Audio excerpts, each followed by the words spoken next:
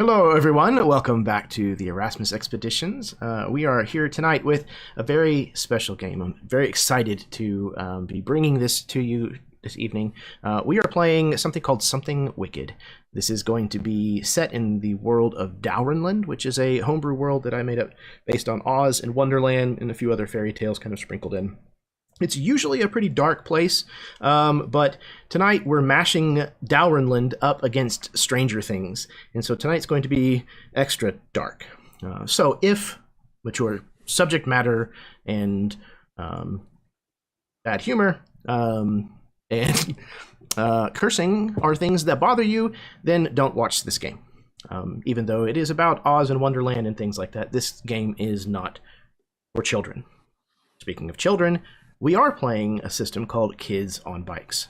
Once again, that doesn't mean it's for kids. If you're children, don't watch this. Yeah, I've never run Kids on Bikes before. I've never played Kids on Bikes before. So we're going to take the training wheels off and crash this bastard into a tree. But we're going to have fun doing it, so I can't wait. Speaking of cannot wait, I'm going to pass things over to my players so that they can introduce themselves, plug anything that they would like to plug, and then we will get this thing rolling. We are going to start. My camera is falling. There we go. Now you can see most of my forehead. We're going to start with Jake. Hey everybody, I'm Jake. I think I might be the only one here who has actually played Kids on Bikes, which by default makes me the resident expert, but I've literally played it once, I think.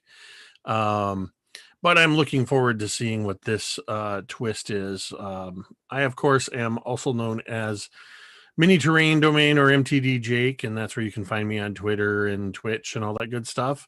Where, if you tune in on Thursdays, you can find Jeremy sitting in the player seat of one of my games. And I'm going to be playing Toby Too Big Gig, who is a Herku, which is a half giant. He's a 17-year-old big powerhouse of a kid, the strong, silent type. Excellent. I cannot wait. All right, next we have, I almost called you Chelsea. Kenya. That's what I get for reading the screen. Hey guys. Yeah.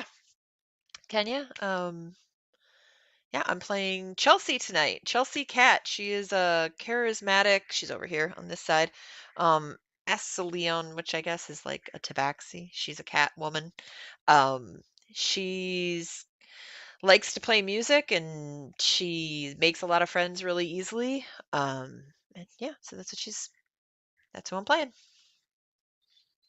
I think I'm the only adult tonight too, actually, now that I think about it. I am, aren't I? I'm running around with a group of kids tonight. I'm the babysitter, so we've got the More ways than one. resident rules expert up above, and then the babysitter's here, so. You just let everybody know that you're not adults. I have permission slips that say otherwise. That's how you're allowed to play in this game. No. Yep. Speaking of permission slips, Steve, you're next. Did I forget mine? So yeah, I'm Steve. Most of the time you can find me actually here on Jeremy's channel or over there on Karen's channel. And tonight I'm playing Melwyn, who is 11. That's the rabbit folk. You might remember them from, like, the White Rabbit. And he is a good-natured slacker. Like that guy who just doesn't want to do anything. So we're going to see how well that works when it comes to doing stuff. I'm sure it will not be a problem in the least. This will be a very simple, straightforward game. Nothing bad will happen to these characters at all. Next up, Paul. Hello, everyone. I'm Paul, also known as the Raven Rolls on Twitch, Facebook, YouTube, and Twitter and Instagram. I will be playing Lilli Knuckle, and she is a Nelding, which is like a gnomish kind of race, small and stuff, and she's good at science, I guess, inventing things and tinkering and things. And she is just 14 years old, but she's probably the smallest of the group. Fantastic. And last but certainly not least, we have Kaeryn. Hello, everyone. I'm Kaeryn. I have a channel called Myth and Gears, and we do games and stuff over there. So, come on, check it out. Tonight, I get to play Gwanwyn, and she's a Kesser, or kind of like an elf type folk thing. They change depending on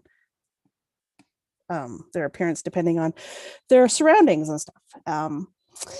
She's the babe of the group, being almost 12. And we'll see how that goes. Yeah. 11.48, I think, so closer to 11. Shh, almost 12. It's almost my birthday in, like another 9 months or something. But hey, yeah, I'm here to prove to my mom that she should really let me do the stuff that my sister does, because that makes me really mad. It's not fair. It's not. It's not at all. You know what, kid? Life ain't fair. By the way, if cruelty to children is something that offends you, then don't watch this game. I was going to say any game of mine, but I'm not usually that bad about cruelty towards children. We can be cruel to children. I have to make some changes to my character sheet. Wait, so we've not been cruel to Dane so far? To be fair, Dane's been cruel to everyone. That's true. That's very Dane true. is not a child. That's Not also anymore. true. He had to murder people very first session. Just biologically. Excellent. So everybody has introduced themselves. Oh, if anybody has mentioned a channel, you should be able to find that in the description of this video down below. Please do take the time to go check out their stuff. Give them follows, likes, loves, all that kind of good stuff that happens on the various different platforms that you can find them. So, without further ado, I think we're ready to do this. You guys ready to play some Kids on Bikes? Indeed. Good. I don't know if I am, but we're going to try. Here we go.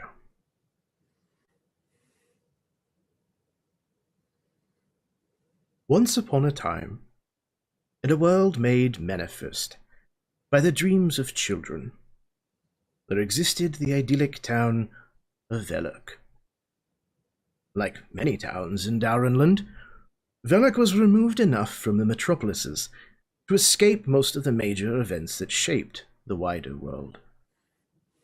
The children here played away from home, without concern, until the sun began to change the sky to its myriad of colors that ushered in the night. However, just as the dreams of children are not always pleasant and full of mirth, so too did a darkness lay at bay beneath this world. And when dreams become nightmare, it would seem that even a place as charming as Velok can be turned upside down. Each of you, if you would please, describe something about the town of Velok, your hometown.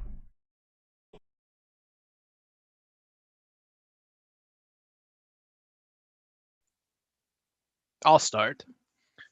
Melvin has had a run-in with these individuals a couple of times. He's good-natured, but also likes to be a little mischievous. So the local town guard, called the Silvers because of their shiny silver badges. I think in any other town, you always worry that the town guards are jerks or they're too hard. These are actually pretty decent guys, right? They're the type that will sit you down and get you a lunch and tell you why you should be doing better stuff with your life and not always slacking and running off. And then they try and put you in these programs like after school and it makes you do things. But up until that point, they're really nice guys and ladies, across all the different races. So I don't think that I would want to grow up in a different town. So I've heard rumors about much tougher guards, and I like the Silvers here.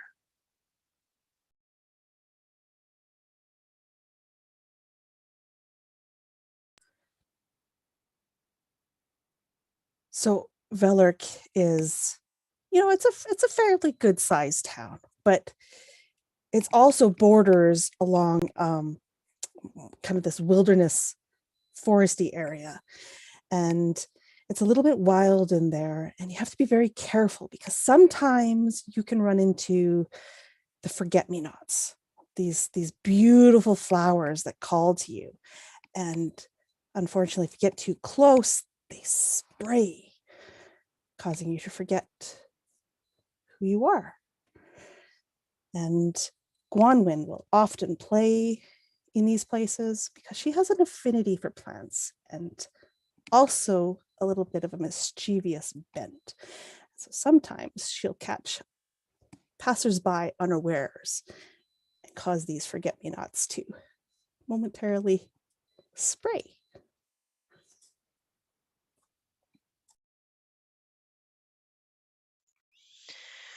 So one of the other interesting things about Velark is, and maybe it's why the guards are so nice, and there's, maybe because of the isolation of the forest, but there always seems to be a festival of some sort in planning, whether it be for a party, someone's birthday, or the whole town is just they're constantly celebrating for the spring harvest, the summer dash, and the fall harvest, and they pick all these different kinds of seasonal type things or ridiculous celebrations. They've even been known to have celebrations because they were able to finally extract the large boulder that sat in the middle of town that was causing some planning issues within the city, and once they got that out, they had this giant celebration about removing this boulder. So yeah, there's just always festivals and parties going on here.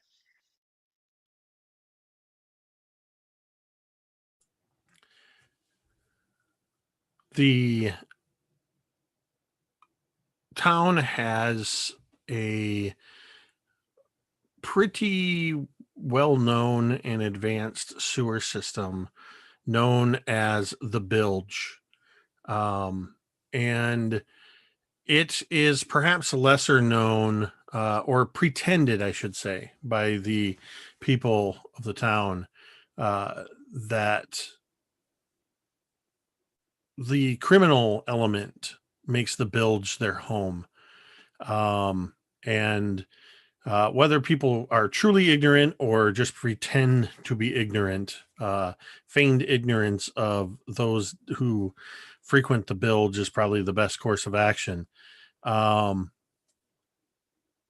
Bilge is a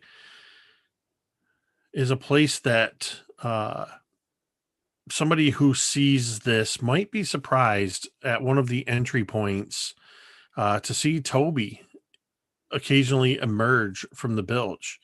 You might also be surprised to see Toby working on the wealthy side of town.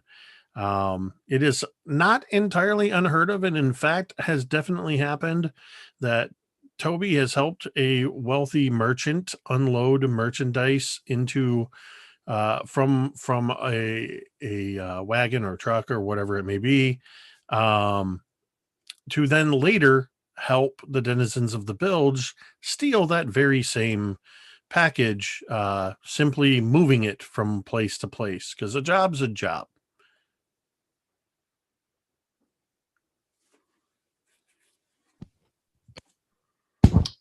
Actually, Jeremy, are there streetlights in Dowrenland? There absolutely are. Lampposts, as a matter of fact. Electrical or, Gas. in a manner of speaking, gas? Okay. Yeah. Well, maybe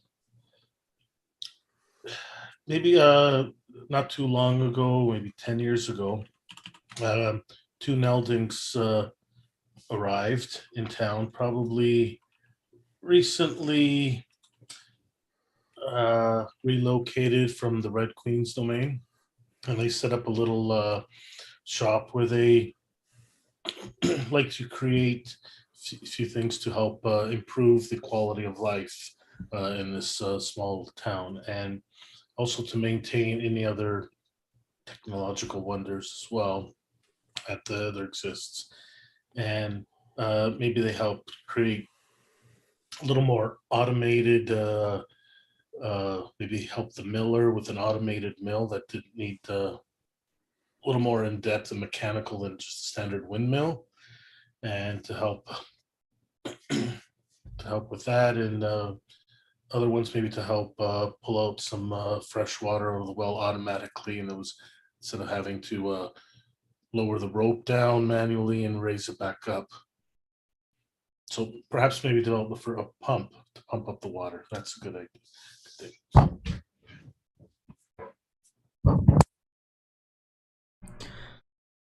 Excellent. So most of you have been here for some time. I would say most of your lives, for most of you at least. You know this town very well. You know one another very well.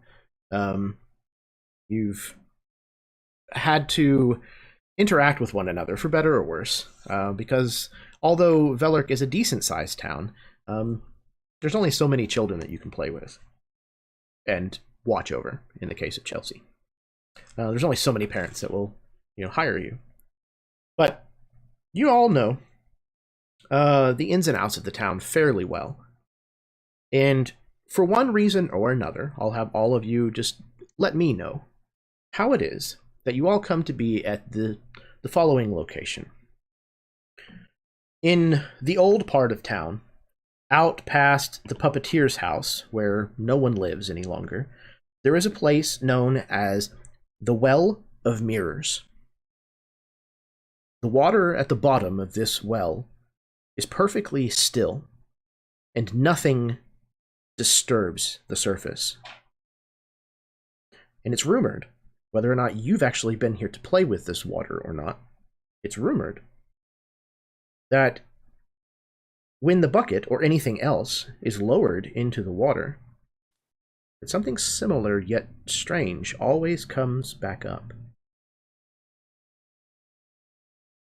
So if you would, please, tell me how it is that your character came to be here on this afternoon, and what you're doing here. So, Mom and my sister, they went off together again to go out to some place to take care of something, and I wasn't invited to come along because I'm not old enough. So I'm out there playing, just minding my own business, throwing rocks around, picking up sticks. I kept a couple because, they're really cool. And before I knew it, I found myself at the well.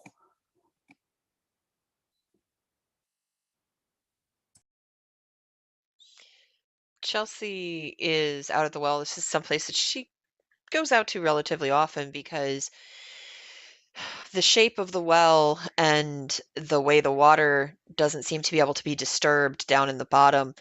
When she's practicing her instruments or her singing, it reverberates the sound up very interesting off the walls, and she uses it a lot of time for when she's creating new songs and practicing for a gig of some sort. So she likes to go out and sing in this area to get the acoustics.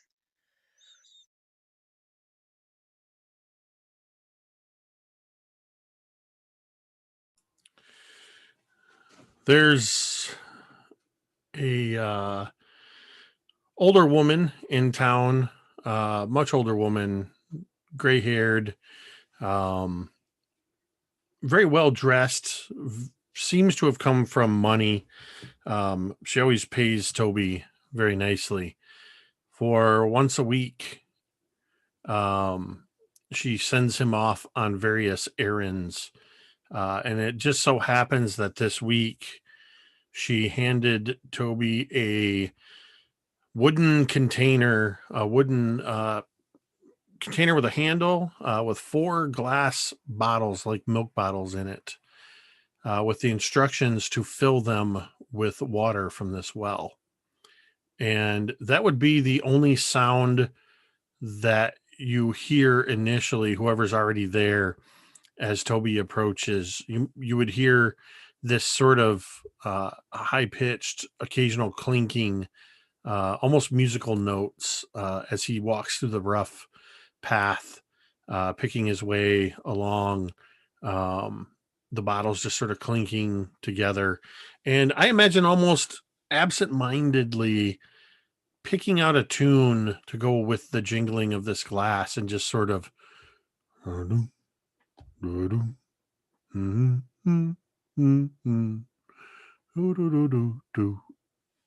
that's how I end up there. I imagine that Melwyn is already there sleeping. One of the trees has this large branch that you can get up onto, and if you lay towards the back side and your head up on this cleverly placed sack, you're almost invisible from anyone walking down that path. And it's calm, it's cool. And occasionally, if you're not quite asleep yet, you get to hear fun village talk when people come to the well to get water. But right now, there's this slight buzzing in the trees as there's just sort of a...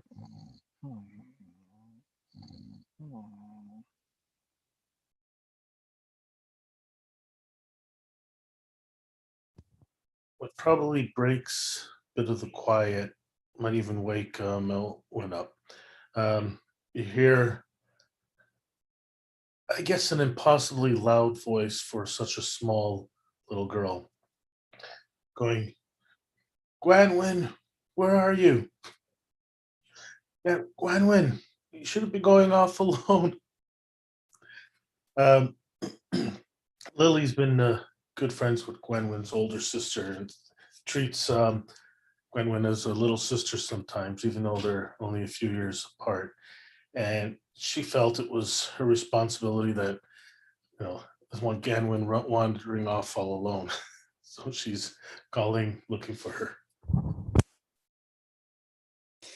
And Gwenwyn's totally ignoring you. In fact, she sees Toby and rushes up to him and like, "Toby! My man, Toby! What you doing here?" This. Oh. And just holds up the glass bottles. That doesn't look like fun. What you gonna do afterwards? I'm going to fill them. Oh. And then I'm going to leave. Fine. And I think she's using Toby's body to kind of hide herself from where Lilli's coming down the path. Easily done. He's a half giant, you're a half person. It makes sense.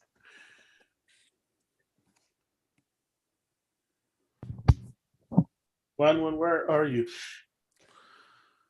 And she looks up, Toby. Have you seen Gwanwyn? I've seen Gwanwyn many times. Have you seen her today? Why do you want Gwanwyn, Lilli? Well, she shouldn't be wandering all alone in here. If she's here with me, she's not alone. Yeah, Lilli. She pokes her head around Oh, look. Toby. There's Gwanwyn. Gwanwyn, come on, you know you shouldn't be here without telling someone. Who did you tell, Lilli? Well, I'm independent, and I just thought that she was going to be scared all alone. So, But I'm not alone. I'm with Toby.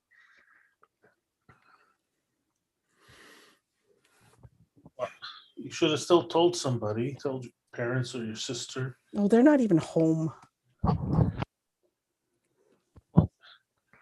think at this point Chelsea walks up and Gwanwyn, would your mother approve of you being out here?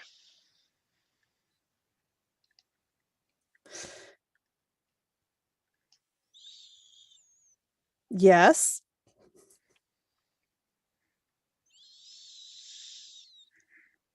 See, Chelsea's here. Chelsea, you know everything. If you know that it's responsible to tell an adult where you are at all times, isn't that right? Young children should always tell an adult where they're going. It's only proper. See, exactly. See, Chelsea's smart. So You just hear this like shushing noise coming from a tree branch. Shh.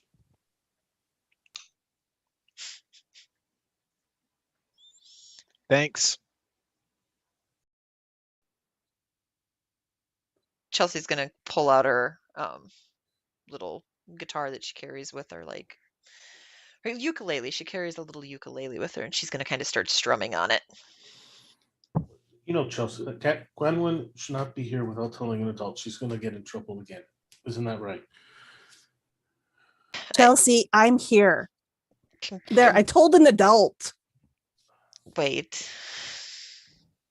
I mean, technically she's right. You see like this like foot, like rabbit foot pop up and it's kind of like swinging in time to your ukulele.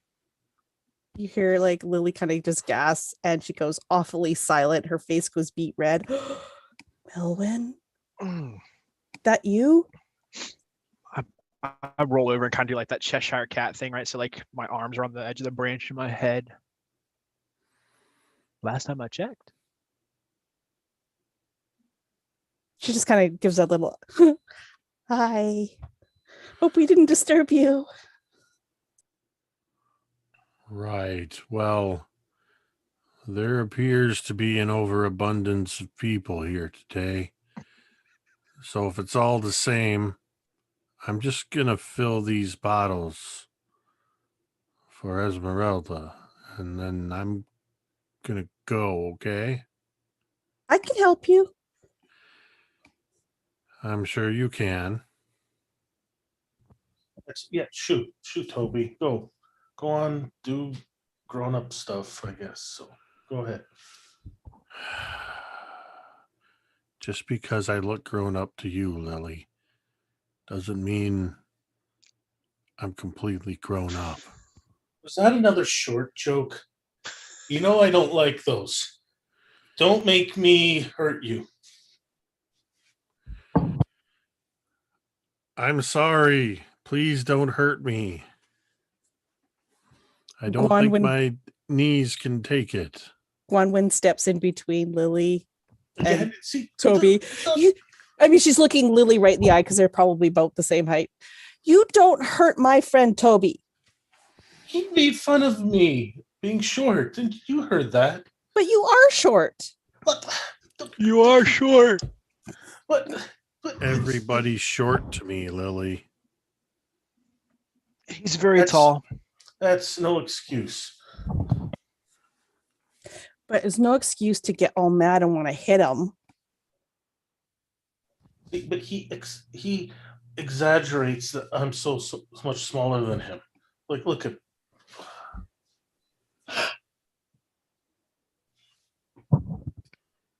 I think Melwyn like sort of slides down out of this tree. Well, nice to see you all. And he pulls out this pocket watch. It's about time for a nap. So I'm gonna go.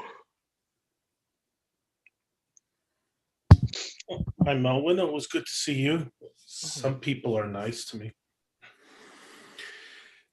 You hear this creaking sound and probably popping of joints as Toby crouches down as low as he can go in front of you, Lilli. Still crouched. He probably towers over most people. As he crouches down to get closer to you and says, "I'm sorry, Lilli. I did not mean to hurt your feelings." Yeah, well, you still hurt them. I'm not talking to you anymore. I think Melvin leans in and like kind of almost in that same like arm over arm, head on arms pose, but this time using Toby as his branch. And like maybe even like one ear sort of falls over and flops like in front of Toby. And he looks at Lilli. That's not nice. He apologized. You should accept it and then, be friends. Fine. Accept your apology. This time. There we go. So. And he like looks and points at a tree. That'll work. And he wanders off towards a tree that's maybe like 10 feet away and just sits down in front of it. And you see him start doing that like that bear back scratch thing. And he just wiggles himself down. And then within like 5 seconds.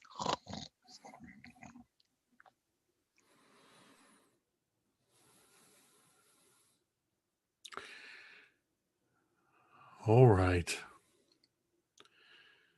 Well, I've got work to do. And the more creaking and joints popping as he stands back up and looks down at Gwanwyn and just reaches in and pulls one of the bottles out of the rack of 4. Here, you can fill this one. You would take And it from Toby. Smiles. I'll head over to the actual well itself. Shall follow. Okay.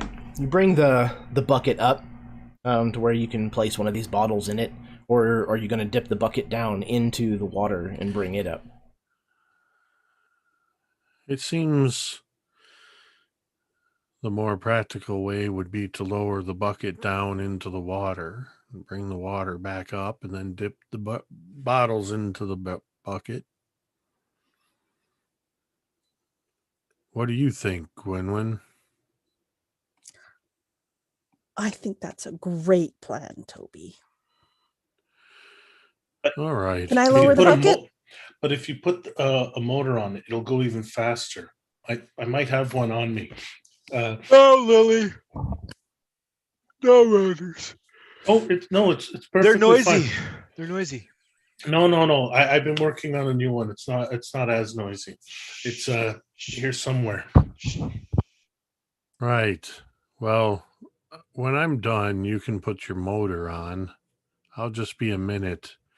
And I'll set the rack with the bottles down and reach down and pick up Gwanwyn so that she can grab. And I imagine sort of picking you up in a way that I just hold my forearm out and you sort of sit on it like a limb of a tree and just hold you up toward the crank so that you can start to lower this bucket down. So this I'll bucket, try with all my might. yeah. So this winch is definitely kind of somewhat overgrown, misused or not used. It takes a little bit of forcing the crank around to finally get the bucket to lower down, and you lower it down into this well, a pretty fair distance. I would say probably 30 feet or so. And whenever you do so, if both you and Toby would please roll a brains check for me.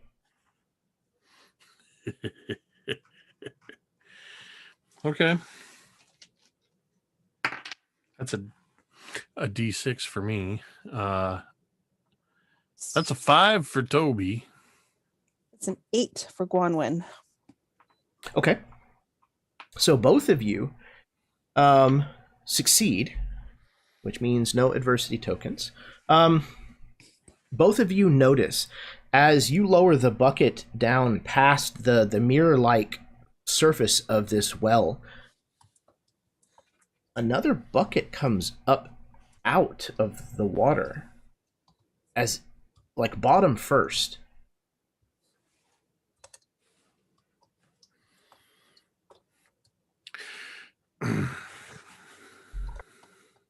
Toby, I do believe your bucket got tangled.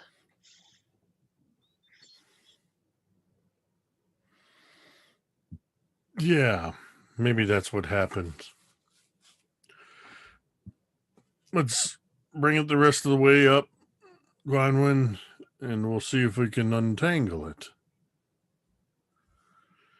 And at this point, I kind of reach a hand out and sort of help turn the crank to bring it up a little quicker, because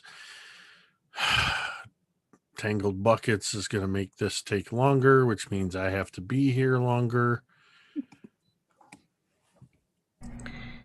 You pull the bucket back upwards, and the bucket that you're seeing upside down, as if it were like raising itself towards you, becomes lowered once again back towards the mirror-like surface, disappears underneath that surface, and then the bucket comes back out right side up, and you can see that there is shiny mirror-like liquid inside the bucket.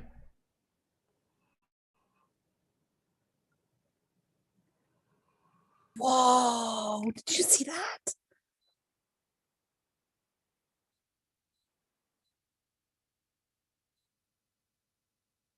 I don't... That's not... Huh?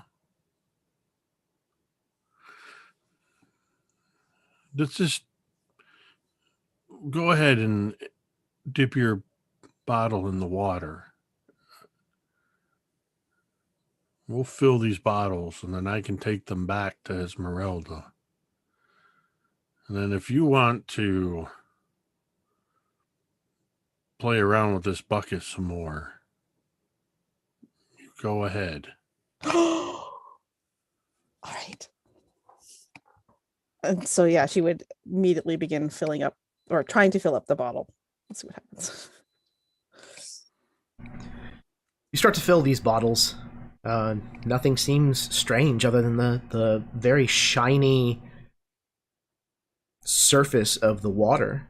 Even once it is in the bottles, the surface of the water, no matter how you tilt one of these things, always stays perfectly still and reflective. You're able to fill a couple of the bottles before maybe having to dip the bucket again. When you do it, the bucket behaves in exactly the same manner. It lowers down until it passes that threshold of the surface, and the moment it does so, the same exact looking bucket comes out of the surface of the water upside down. And if you stop lowering it, it stops rising up out of there. And the moment that you pull the rope, it starts to retreat. Yeah, so the second time it's coming up, Lilli is like, at this point Gwanwyn has left Toby to do all the cranking. That's boring. And this time she wants to look at the other bucket that's coming up upside down or whatever. See if there's anything, kind of looking into it if she can. Okay, well, in order to do so, Toby would have to lower the bucket much further. I would say right now it's coming up out of the surface of the water, maybe 2 or 3 feet. Oh, okay. But the well before the surface of the water is at least 30 feet, so it's pretty deep. So in other words, it would have to raise, 28 feet or so before you were able to see inside of it. Unless, of course, you wanted to climb down into the well. Yeah, not that crazy. Gwanwyn, are you doing some of your magic stuff. No. That doesn't sound very convincing. Let No. me, I'm helping Toby. and you've done a fine job. Let me finish putting these away. And you can, Lily, you're free to look inside. And then I'll sort of take the last bottle and put the 4 bottles in this container, and I kind of look around at everybody a little, like suddenly realizing that everybody's standing there watching, but all the same, I sort of reach into my pocket and I pull out a single copper coin, and I just look around at everybody, and then I look at Gwanwyn and I just say, my mama always told me it was bad luck to not throw a coin and a wish into a well. And I just sort of look at the coin and hold it in front, and I let it fall into the water in the well. Gwanwyn would immediately be looking over the well to see what happens. I'm not going to lie. I kind of imagine looking up just through the hole. You see this coin falling down, and there's Gwanwyn, and you just see Toby's much larger head kind of peering over as well. You both watch this copper coin tumble its way all the way down to the surface, and it disappears with a whoop. And as it does so, another coin exits the water at the exact same spot and falls upwards with the same velocity and spin that it fell downwards in the first place, all the way back up and out of the well. And after it exits the breach of the well, it slows down and starts to fall back towards the well again. But you notice that although this looks like the same coin at first, as it comes up and out of the well, you can see that it looks like a very tarnished, old copper coin. I'll stick out my hand and try to catch it as it's falling back down. All right. Make me a... what would that be? Flight, maybe? Yeah, flight tends to be more of the dexterity, the quickness. Yeah. See, I've got a Speed of reflexes. 7. Okay. Yeah. Easily. You jut your hand out, catch the coin in your hand. Looking down at this small coin in my big hand, I just look over at Gwanwyn. Is this good luck or bad luck? Her eyes are like big as saucers, so she wants to look at what you got. It came back. Did it? Perhaps it means your wish is coming true. Or maybe you made such a wish it didn't want to even give it to you. That's possible. What'd you wish for? When you say that, you see Toby's eyes, you see his brow furrow. Almost like a mixture of confusion and anger.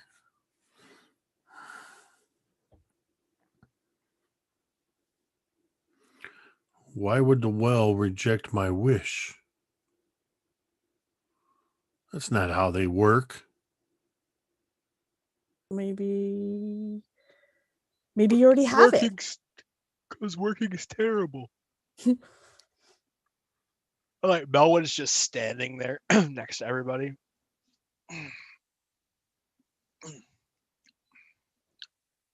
Maybe it couldn't give you your wish because you already have it. I don't. What? I don't want this. And I'm going to drop it in the water. Okay, buy coin. You drop this tarnished copper coin down into the water, again, watching it spin as it drops, disappears beneath the water, and immediately in the same place, a copper coin that is pure and shiny, the way that it was whenever you first dropped it, falls upwards with the same speed and velocity. I don't grab this one. Gwanwyn does. All right, make a, what did we say it was? Flight? Flight? Yeah, flight roll. So that'll be a 19. Oh. That's my skill.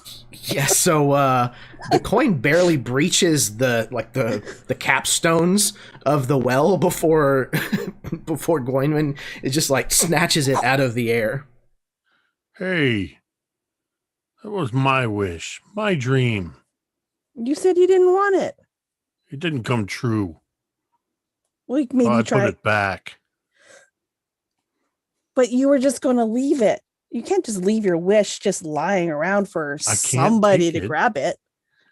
I can't take it back. So I have it. Well, put it back. Well, maybe I'm supposed to have it. Whatever. Keep it. I think while this conversation is going on, Melwin just drops a small rock. He doesn't have coins. It doesn't work. He just drops a small rock into this same thing and just... You drop this rock, it once again tumbles down towards the water, disappears, and up comes another, looks like a rock at first, and then as it comes up and out of the well, before it changes direction to start falling once again, all of you can see that it's glittering with gold.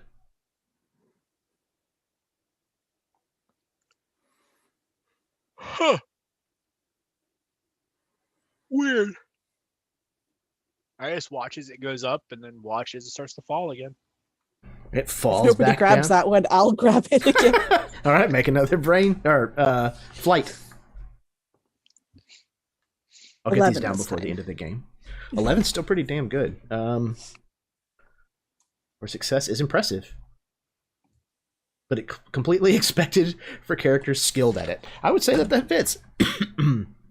So yeah, you thrust your hand out very quickly and snatch that one out of the air as well. I know there's supposed to be varying failures and successes too of y'all's results, so don't let me forget to do that.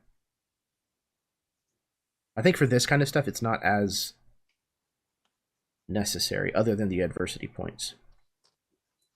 But keep me honest. Yeah, it's the Appendix F.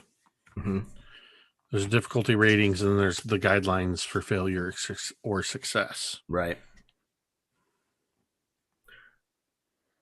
James' discretion might have some additional benefits beyond the success. These would be slight and only... Okay, yeah. So yeah, you catch this, Gwanwyn, and as you catch it, you realize that it's not just kind of shimmering because it has like veins of gold or something in it. This entire rock is gold. It's incredibly heavy whenever you catch it. Yeah, so I imagine I catch it and I grab it, and the weight of it is so off-putting. I kind of fall off whatever like little ledge I'm using to sit on as I grab this. Wow. It's really heavy. Chelsea, look at this. Chelsea's going to kind of lean over and start looking at this gold, and she'll take it if, she'll give it to her. And that's really heavy. Right? Melvin, what did you throw in there? It's too heavy for how small it is. A rock. Yeah, it's because it's gold. Right at that point, I'm bending down to pick up the container, the carton with the 4 bottles in it. And in the act of bending down to pick that up, I'm once again closer to where Lilli is. And I've still got this scowl on my face. And while the other two are talking to Chelsea, I look at Lilli and say, hopefully just loud enough for her to hear. I wonder what would come back if I threw you in. And then I just stand up. Just try it. Hold on. I want to try something. And she's going to walk over to the well and she's going to put her hands up on the edge of it and lean over and she's going to start singing into the well and seeing what happens.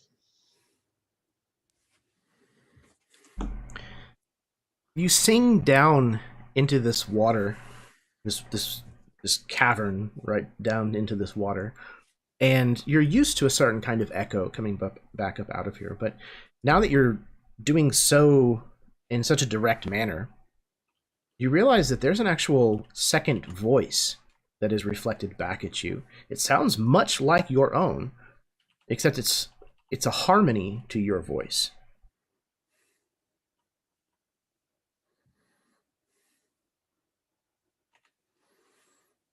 Anybody else hear that? It sounds like there's somebody else down there singing.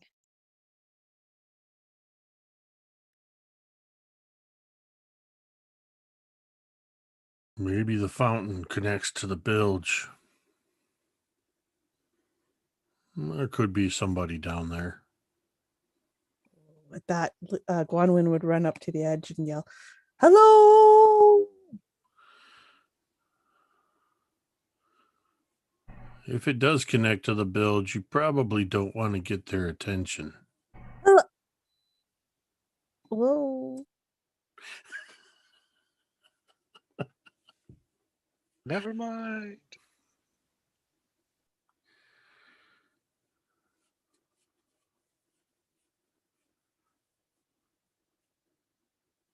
Does it echo her hello back to her? I would say so. With a delay. And again, the voice is definitely still...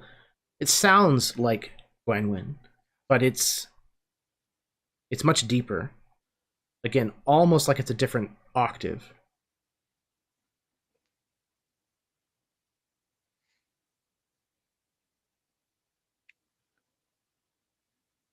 Toby, who asked you for the water? Esmeralda, the rich old lady who lives at the end of the lane.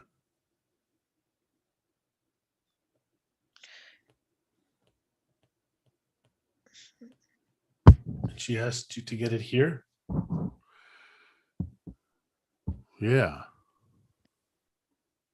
Where else would I get it? Do I know this Esmeralda? I think Esmeralda's probably the kind of lady that all of you know. It's probably the kind of house that you've been told to avoid as much as possible. Yeah, I don't like her. She's really old. I take pies off of her windowsill when her baker makes them.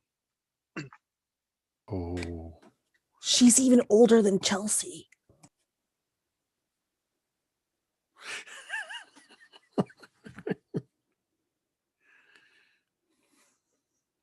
Such a little brat. Okay, so forgive this push, but what I would like to know, who is it that decides to climb down into the well themselves? And how does that come about? Lilli says, you know what? Fine. I'm going down. I got to figure this out. Who's coming with me? I am.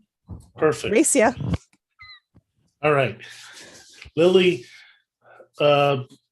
pulls out from her backpack a grappling hook, but it's not just a grappling hook. It's attached to a crossbow. And not that she needs to shoot it out now, but she loosens it up, ties it up to the top, and says, okay, grab on it. See, quick calculation. Yeah, it should be strong enough to hold our weight. Let's go. No, please stop. Don't. Okay, let's go. I tried. I think we started at the please, and so that's kind of where we went. I am not responsible if you get hurt. Your mother is not paying me. It's very mercenary. She's not a very good child. I'm a really good child. I like her. Okay, so I start letting us down and lowering us down into the well. Melwin's gonna get right up on the edge of the well, and again, just that folded arm, head, looking down. And like as they're going down, I imagine there's a little bit of like a sway, right? Because it's, and so like you can see like Melwin's ears are kind of like tracking that sway. Like his head doesn't move, but his ears are like tracking that sway as they go down. And occasionally, like, you see his like right ear, like his right ear looks over at Toby, looks back down the well, and then looks over at Toby and looks back down the well. But Melwin himself is just.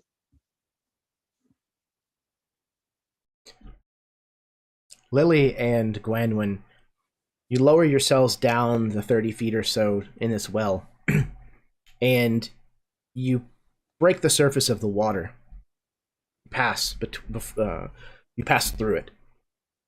It's, as you might expect, it's cold, it feels wet, but as you come out the other side, you're not wet.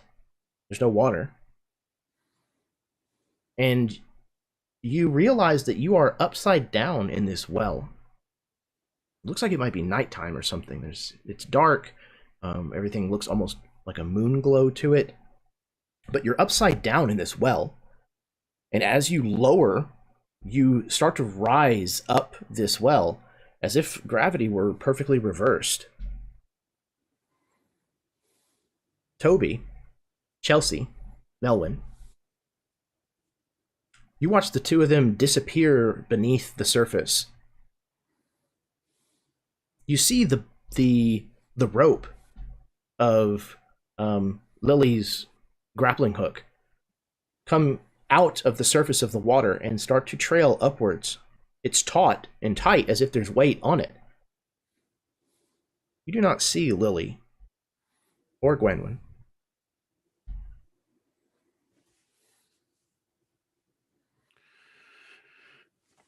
I think the next sound you hear is breaking glass as Toby drops the wooden carrier full of the bottles of water.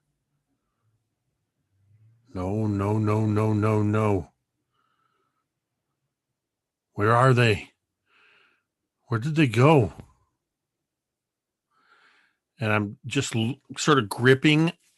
Imagine gripping the edge of this well and Toby's big hands maybe slightly dislodging one of the stones. Where did they go? Looking desperately to Chelsea and Melwyn. I'm sure they're fine. They probably just. There's probably just a tunnel to the side. Gwanwyn is such a little. She's probably just trying to play a trick on us or something, and Lilli just likes to explore. They're fine. They're probably just tucked up against the wall, and pulling on the rope. They went into the water. I mean, yes, but I'm sure that there's just something along the side. That's all. Melwin reaches across, like out to the center of the well where the cable, like the rope that they went down on, is, and he plucks it to see if there's like a weight still attached to it. It feels like it.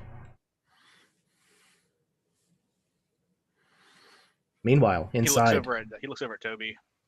You want to pull him up? Meanwhile, inside, Gwanwyn, Lilli, are you continuing to lower yourselves? Yeah, I keep going until we reach somewhere we can maybe put our feet down. Actually, I pull out my backpack. I call it a sparkler to give us some extra light. Perfect. So yeah, you activate this sparkler and it's kind of, sizzling and putting off plenty of light down inside this well, so you can see perfectly fine. Every stone looks like it's still in place. Everything just seems to have this kind of bluish hue to it. And there's these little motes of dust just kind of floating around aimlessly in the air, even down here in the well. You lower yourselves up, if you will, to the point where you're reaching the opening of the well. And as you do so, you can feel that gravity seems to be changing. And so you're able to easily enough reach out and grab a hold of the side of this well and pull yourselves out and exit if you would like. I do that. Yeah, okay. Okay. So you both effectively climb out of this well, and everything seems normal. The gravity seems to be normal at least. But looking around, it's not just nighttime. It's not moon glow. Everything just has this blue color to it. And these motes of light are everywhere. And every shadow you see is featureless and deep. And they seem to be almost pressing in on you. That tree that Melwyn was sleeping in earlier is devoid of any leaves, and its gnarled, twisted branches are kind of creaking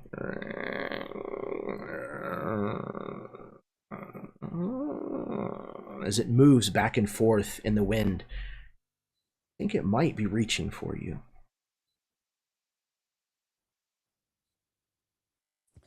It's a perfectly logical explanation for this. Where are we, Lilli? Well, Those- world. Those of you on the other side, Melwyn, you feel the cable go slack in your hand. And I know he stepped away for just a moment, but I would imagine that Melwyn probably relays this to the other two.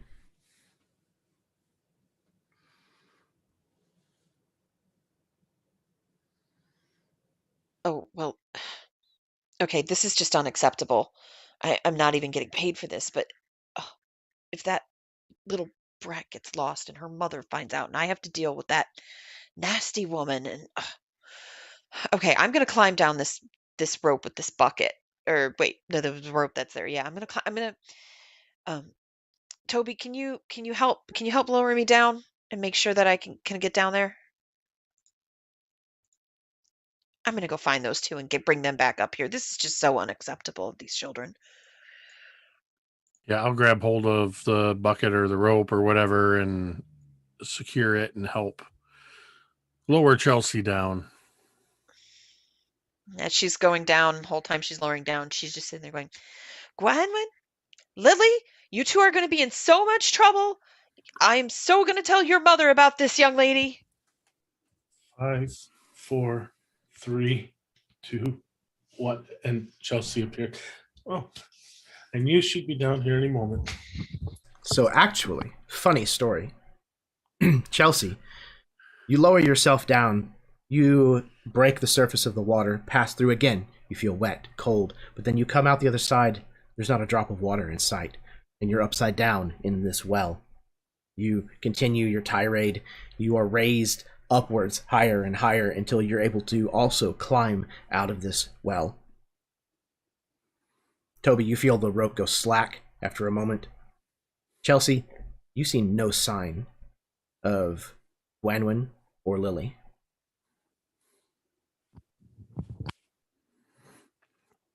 As soon as the rope goes slack, I start pulling on it. No, Once again, no. the end of the rope was almost even, basically even with the top of the well, and then it retracts as you pull the rope back up, disappears, and then comes out and is without a Chelsea on the end of it. Oh, no. With that many people gone, Melwyn you'll see as Toby, growing more and more worried, hands the slack rope to you and just heaves his bulk up one leg and then the other up over the edge of this well, and sort of bracing his feet on the inside parts of the well. Looks, and it's kind of lowered partway down in it, almost eye level with you now, Melwyn. Mm-hmm. We got to go get them. And I reach out and grab Melwyn by the shoulders, and I remove my feet and pull Melwyn in as we drop down into the well. I was stopping. I'm assuming you're okay with that, Steve? Yeah, because I was just going to climb onto Perfect. him and have him Ride climb him down. down. So Fantastic. The two of you experience the same thing. You plunge into this water, except that there is no water once you breach the surface, and you then begin to fall upwards, upside down out of this well with the same speed that you fell to the surface of the water. Once you get to so this, as we're Mhm. nearing that water, Toby, you would feel Melwyn like he like wraps himself. Like you're trying to put a cat in a bath. He like wraps himself to you and starts to try and climb like up your length to get back out as he realizes what he's committed to. imagine like as you come out upside down, Melwyn's like holding his breath, like his cheeks yeah. are like huge. I'm holding my breath. My ears are like flapping. I'm still trying to climb you. Like it's bad. Like in fact, it's probably so bad that he's holding his breath, and at some point he goes, drowning, and takes another breath and holds it again. So with this rabbit folk, this Levin clinging to him, I would like to, if you'll allow it, and if I have to roll for it, that's fine.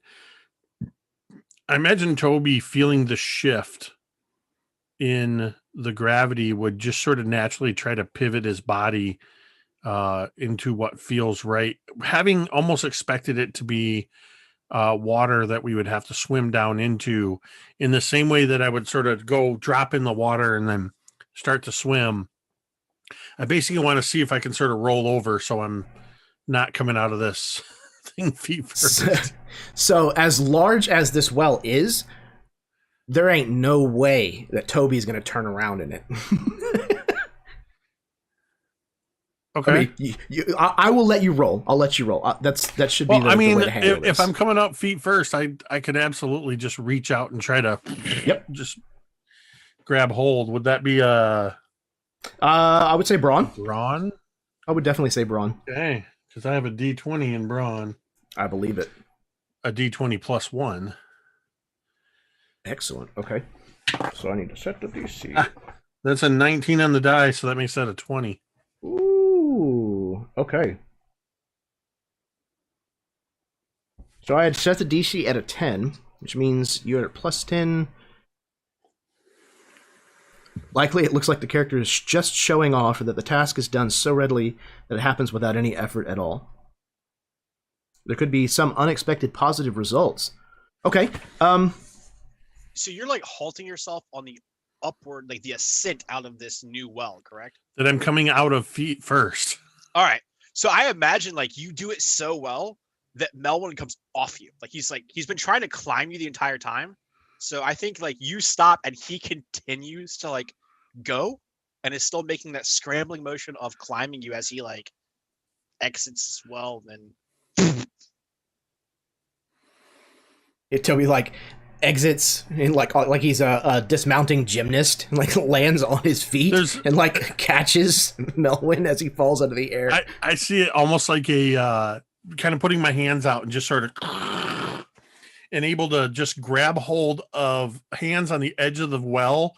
And there's that moment where he's doing a handstand over the well, like on a balance beam or something, and then just sort of lowers down, boom, and bringing hands out almost just in disbelief, like what just happened. And that's where Melwyn just blop right into his arms, like, oh,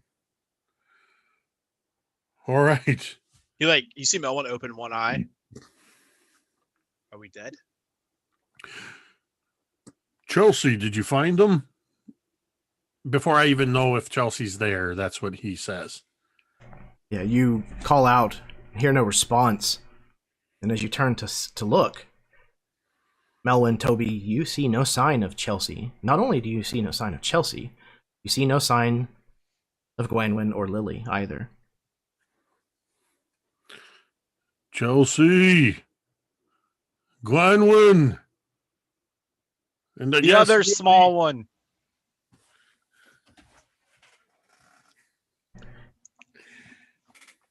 Just to be Chelsea. clear, I like you, Paul. I don't know why I'm hating on Lilli so much. Oh no, because Lilli doesn't like Toby either. But no worries.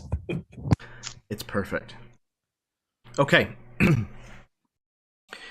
All of you, some of you independently, you find yourselves still in Velark. Oh, it would help if I changed the artwork.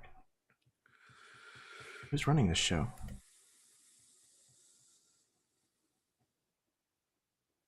You find yourselves in Velark still. But now everything is dark. Again, bathed in this kind of bluish teal light. Motes of dust everywhere in the air, floating aimlessly about. All the familiar things that you see and know about your hometown are still there. They're just different. The one thing that seems to be missing, however, are all the people. Velark is as quiet as a tomb. You feel as if you are all alone. This is going to be where we take our break. Thank goodness. I was just about to say, I gotta go.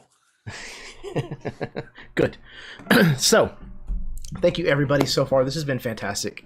I am so excited to see how these characters are going to navigate what's coming their way. I'm really, really, really anxious to get to this. So, we're going to take a 10-minute break, go to the bathroom, kiss your spouse, refill your drinks, kiss them if you got them, smoke them if you got them even, kiss them, drink them, whatever. Well, kiss him if you got a spouse, right? I mean, sure. Why not? Just don't turn off your camera. If you whatever you do, don't kiss your camera or turn it off. Anywho, we will be right back with the second half of Something Wicked.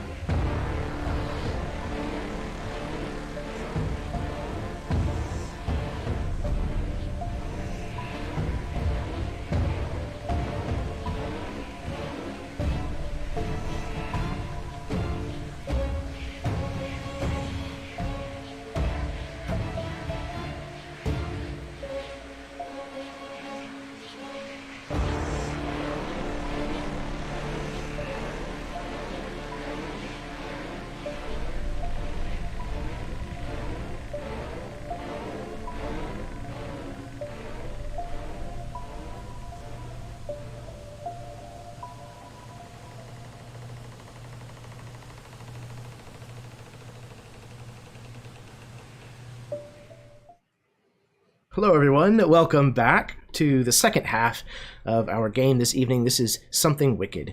This is a combination between a homebrew world called Dowrenland, which is based on Oz and Wonderland, fairy tales and things, mashed up against Stranger Things. So I'm very excited to get back to this. We're playing Kids on Bikes. This is the first time I've ever played it. I'm sure things are already breaking and falling off of this bike, but we're going to keep pressing on anyways because we built a ramp at home. This analogy is getting away from me.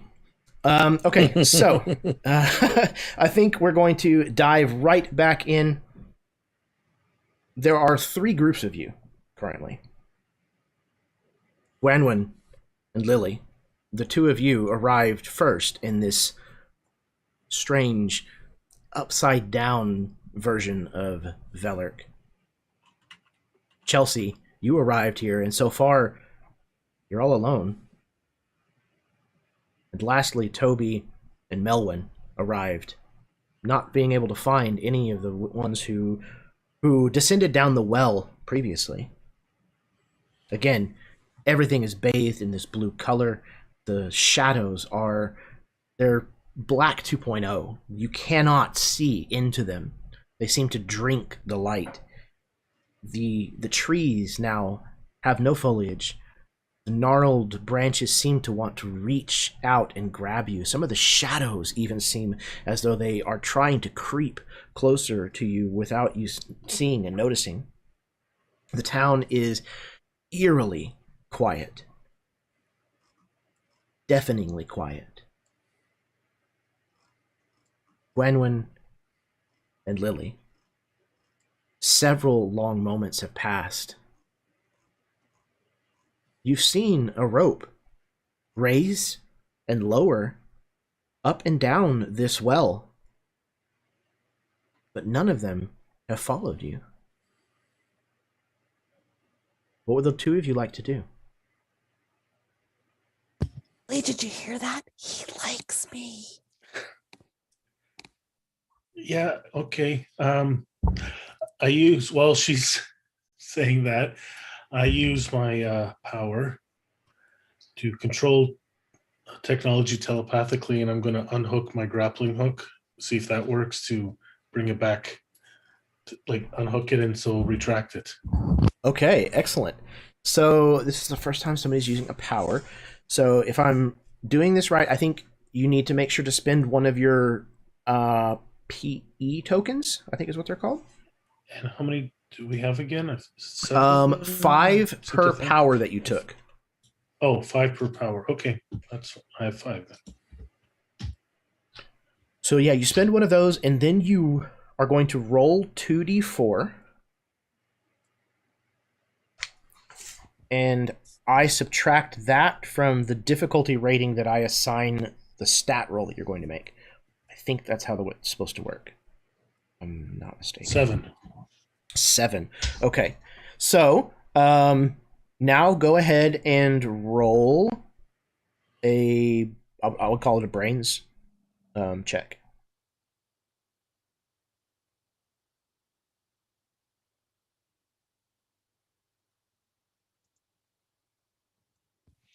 All right. First crit fail of the game. Ooh. Okay. You got a 1? Roll 1. Yeah. Okay, so I started the task at 10. You knocked 7 off of it with your psychic power. So you only needed to beat a 3, but a 1 won't do it. So you try to reach through and disconnect this thing. Usually you'd be able to do so, even from this distance. It just doesn't, it's not working. You're trying, but it's not working. So you fail the roll. And I gain a token? Yes. Fails, but not too badly. Very, very minor consequences.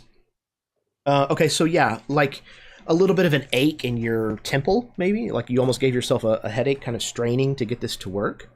But it's going to go away in just a moment.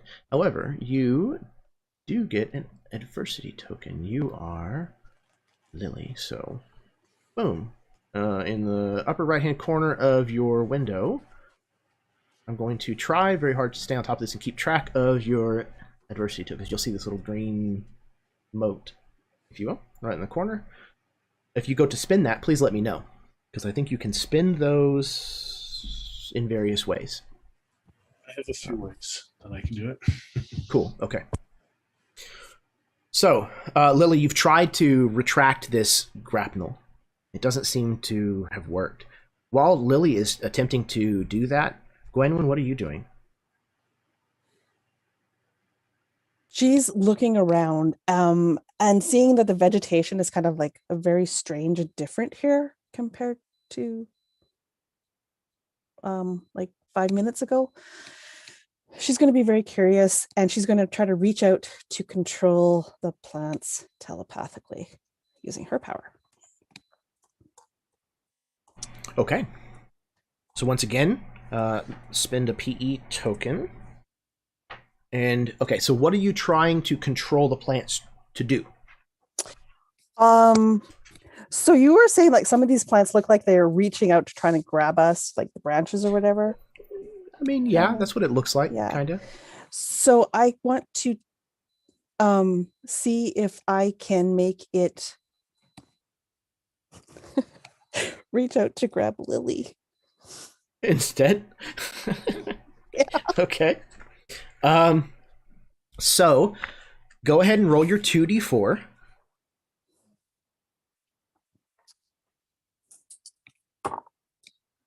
That's a 6. 6. Okay. And I'm going to call this a charm roll. Ooh. Okay. So 6 points off. All right. Let's see.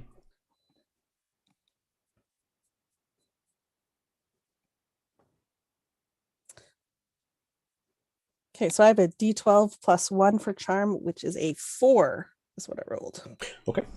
So you succeed, and it seems that the branches that were leaning closer towards you, these gnarled black, almost tenderly fingers, now seem to kind of be bent and turned a little bit more towards Lilli, reaching for her instead. I mainly did this to wonder if it felt different than the vegetation I'm used to. Yes, I would definitely say so. There's a familiarity to it, but it's almost like if you've ever been in the room with someone that you know very well who's really angry with you and just won't say it. Almost like that. So kind of like mom all the time when she's looking at me. Yeah, okay. There you go.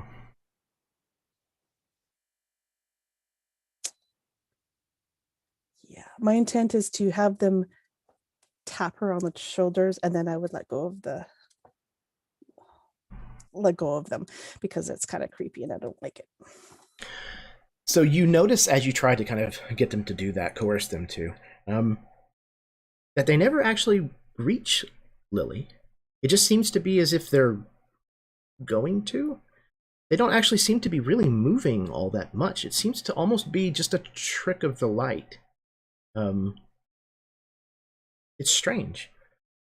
But in doing so, you've been manipulating this, and Lilli, maybe even like you turn around at one point, and Gwanwyn, you kind of like, look off in a different direction, like you totally were not trying to do something to Lilli.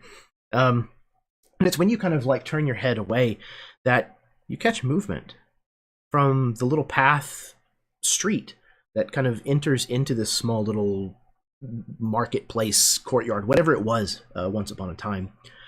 And you hear a voice as you kind of look down that path, trying to find where this movement might have come from.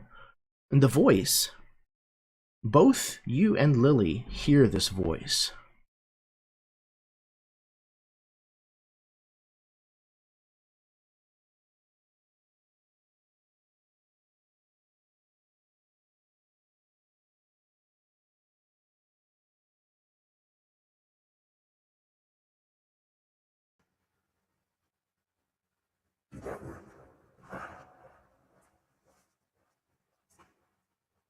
I've got no strings to hold me down, to make me fret or make me frown. I had strings, but now I'm free. There are no strings on me. Oh, I think Gwanwyn immediately is kind of hiding behind Lilli and climbing on her and trying to like hide. And yeah, she's terrified. Who said that? Show yourself. I don't want them to show themselves. The shadows seem to start to move towards you just a little more. And then you can notice these little shapes that start to separate themselves from the shadow or step out of the shadow. It's difficult to tell which it is, but do you remember whenever I described this this spot that you came to find the Well of Mirrors? And one of the things that I informed you of, that all of you were perfectly aware of, is that it was out past the puppeteer's house. Well, it would appear that something has approached from the puppeteer's shop. You see dozens of wooden dolls, some of them missing eyes, limbs, clothing in various stages. All of them seem to be moving of their own volition, and they are making their way directly towards you, Gwanwyn.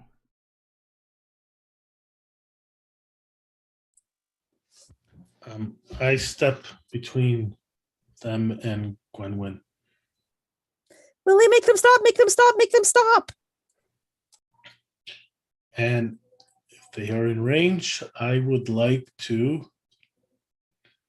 punch them with something. I have what is called an iron fist for punching things. Excellent. But Okay. I can roll fight or brains, however you want to do that. Yeah, I think this would probably be a fight. Okay. Let's see. Combat is... I don't think... Do I roll opposed for them? Or do I just set a DC?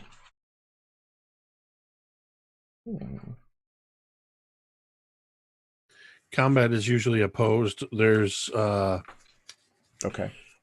on page 74, there's the roll results for attackers and defenders.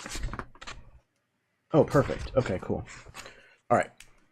Please, Paul, proceed.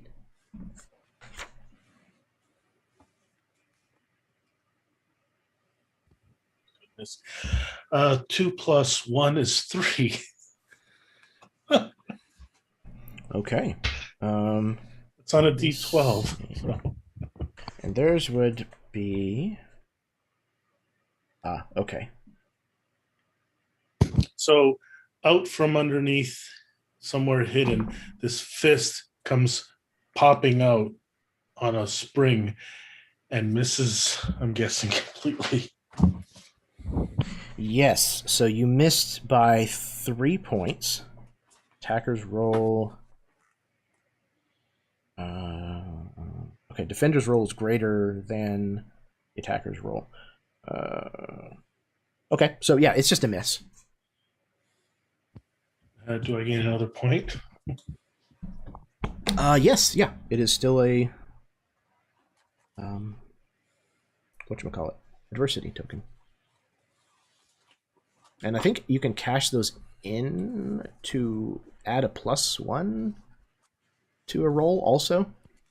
Well, I'm going to I'm need not more than a mistaken. +1 on my rolls. Well, yes. Okay. I think you can So, spend 2 to re-roll entirely. oh, nice. Okay. You have 2. Can I use it now?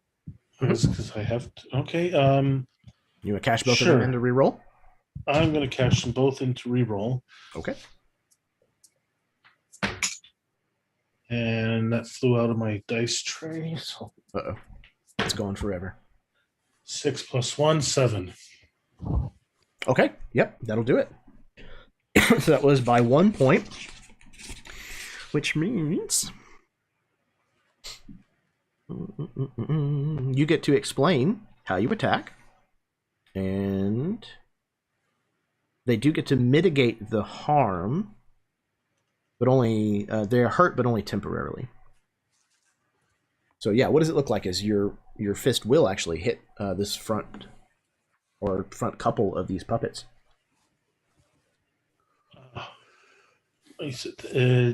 So I guess this Iron Fist is probably a gauntlet that Lilli repurposed into more for defense, but sometimes she ends up using it when her brains don't solve the situation. And it flies out and I guess just punches them, maybe knocks them back a bit, and they fall over.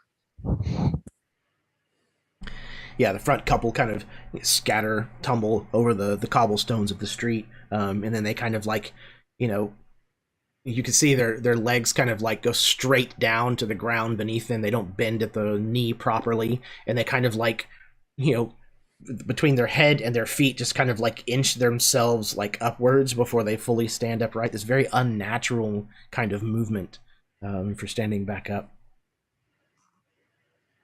Gwanwyn, what are you doing? Because you realize that while Lilli is bravely standing in front of you and is brandishing this iron gauntlet out of seemingly nowhere on a spring, that they are making their way around her and are coming for you. I cry and scream and run away. So that sounds like a flight. Yeah. Yeah. All right. So let's roll flight. Let's set this.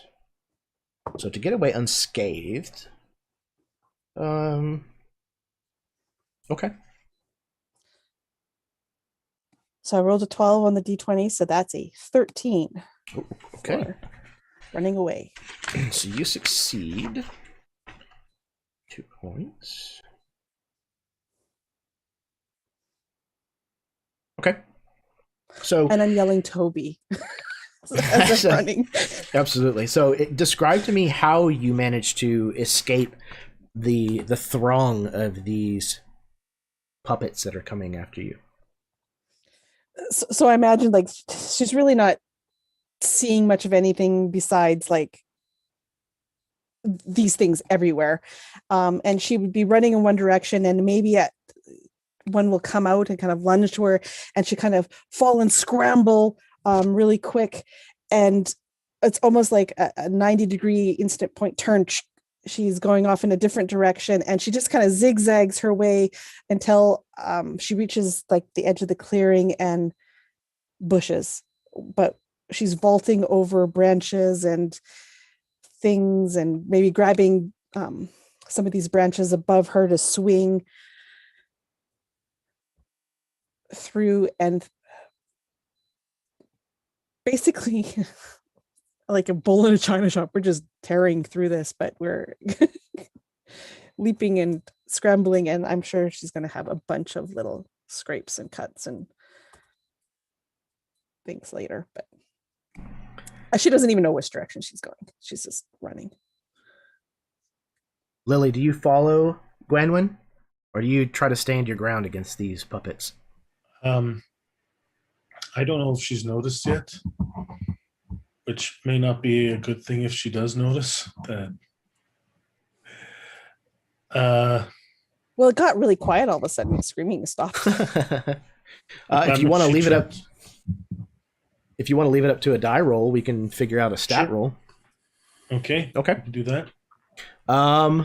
So let's call this a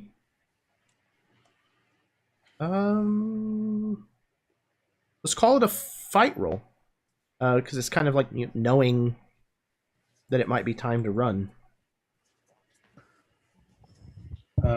6. Okay. So you notice about a moment or two, a second or two later, just in time to kind of turn back and see Gwanwyn kind of disappearing, kind of up and over an obstacle. You realize that you're slowly becoming surrounded by these little puppets. Gwanwyn, don't leave me here all alone. Gwanwyn. And I tried to get away. Okay. And well, follow Gwanwyn. Then go ahead and roll me a flight roll, please. Oh boy. Let's see on a D4. What if I can roll? 1. Do your dice have any? Do all of your dice have numbers higher than 3? It doesn't matter if I roll digital dice, physical dice, someone else's dice. It's and then if the system switches, my dice roll. I start rolling high when I'm supposed to roll low. Like Mecha Hack, I start rolling high. Okay, so I gave it the same DC, or yeah, we'll just use that term. That's fine. Don't sue me. The same DC for Gwanwyn's check, which was 11. That means that it is a failure by 10. So that means that the failure is profound.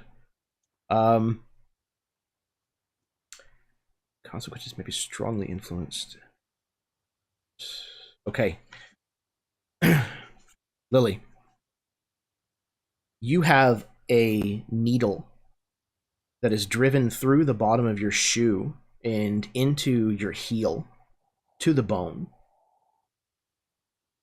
And as you escape, you realize after a couple of steps that the doll left the needle in your foot, and you're going to have to address that at some point.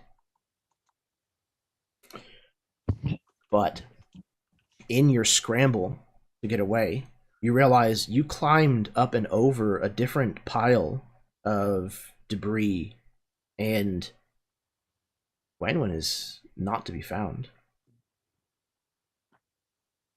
We hear Gwanwyn shouting for Toby, and we pull back away from where the two of you, we watch as the two of you kind of start to move in divergent paths deeper into the city. And we pan over to find Chelsea.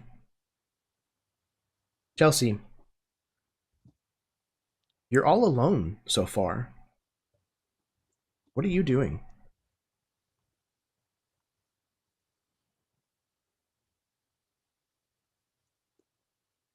You're muted. Gravity switches. She isn't expecting it. She kind of plops down on her backside as she kind of hits the ground next to the well, and she gets up and starts brushing off her clothes and looking around. And Gwanwyn? Lilli? Where are you guys? Come on. This is just no time for jokes now. Let's go. We need to get you guys back to town. This is unacceptable behavior. I'm serious. This is absolutely ridiculous. I'm just not going to tolerate this from you. Oh, I am going to tell your mother, young lady. And she kind of is just carrying on and looking around and maybe looking up the path from the direction they came, and the creepy shadows and the reaching, not reaching trees. And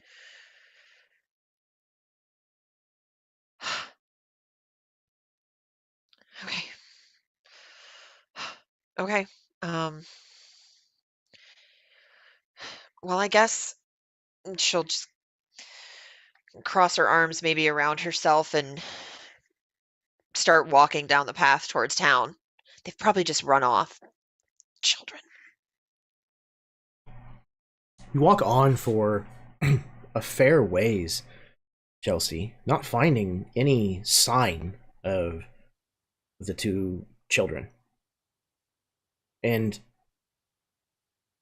no sign of anyone. You see no one, even though you've kind of started to leave the dilapidated part of town more into the occupied part of town. You've passed the puppeteer's shop. You don't see a single person anywhere. But then you hear laughter coming from a near building, and you can see what looks like flickering light pouring out from the windows. And it doesn't sound like just like one person laughing. It sounds like a large group of people laughing.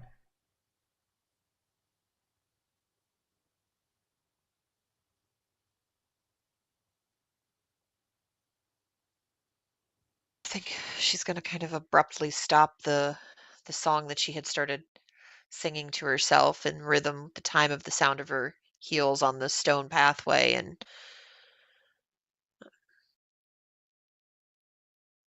like she'll kind of cautiously approach the building where she's hearing the laughter come from, but she's not going to call out because everything's empty, but now she's hearing people.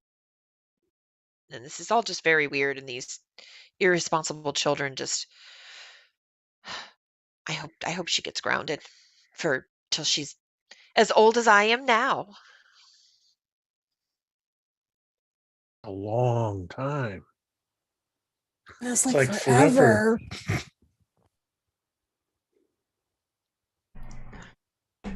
As you approach this one house, you get closer to the front door where you hear this laughter. Then you hear this uproar of cheering. People are clapping and whistling and hooraying, and this is not a small group of people. This sounds like maybe close to 100 or more individuals. This sounds like an audience.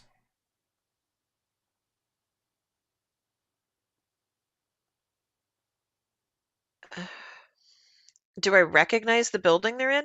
Or is this a completely different building than anything No. I've seen? No? Yeah, this doesn't even look like it would hold 100 people. Okay.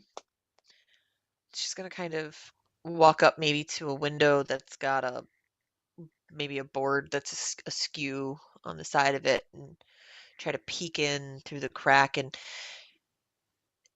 it's not unusual for the town to have gatherings like this because of all these darn festivals they have all the time. But yeah, this house, yeah, it shouldn't. I mean, maybe it's bigger on the inside. And she'll kind of like peek inside. You peek inside, kind of seeing, a source of the light that must be causing this kind of orange flickering light.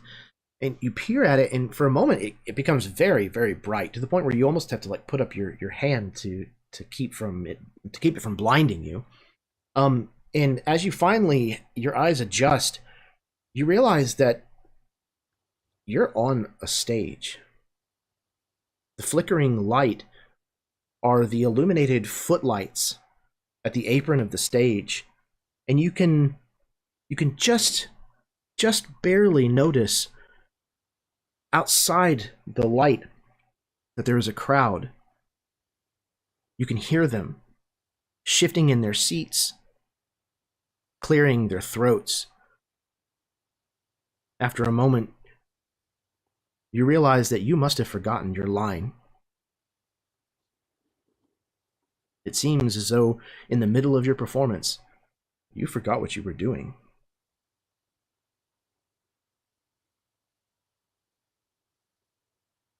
Okay, she's gonna kind of look around and see if maybe there's a stagehand off to one of the sides. Somebody holding up some sort of like a line feeder or someone to tell her what's going on, and um she's gonna okay. Okay. Um One of the footlights bursts. That light goes out, and you see this strange kind of black smoke curling up from it.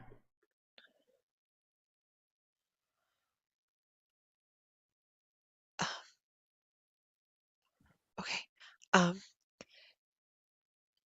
she's going to, I guess, like, does it look like a fire starting, or is it just smoke that came up and that's it? No, just kind of like when a bulb, like an old incandescent bulb, kind of Okay. bursts.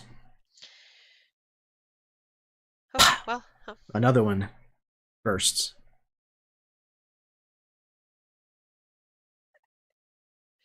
I guess she's gonna maybe pull out her ukulele and kind of just start strumming a song up on stage, trying to do something. And she's gonna kind of back up away from the lights, and I want to like turn around. Do I see the outside behind me, or is it a stage? Like it's a back of a stage now too, right? Yep, there's a Okay. curtain behind you. Okay.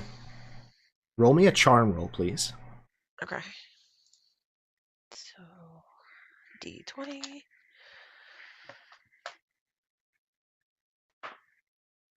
Okay, I got a 17. Okay. So you begin to play. The crowd seems to grow a little less restless. And everything seems fine. You're playing, and you start to smell the smoke from those two bulbs that burst.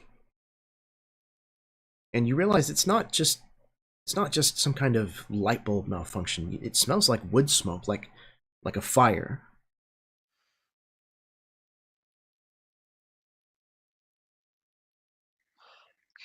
Um,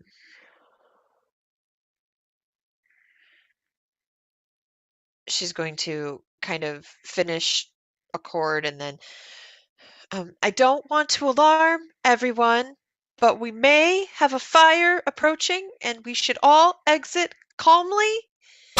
And she's going to kind of back up towards the back of the stage as much as she possibly can to get away from the crowd. Very quickly, all of the bulbs shatter in succession. And as you reach the curtain behind you and grab a hold, kind of like, looking for the split, the divide in it, you hear a noise come from behind you. And it's not like the jeering of a crowd, them booing or anything like that. It is this low,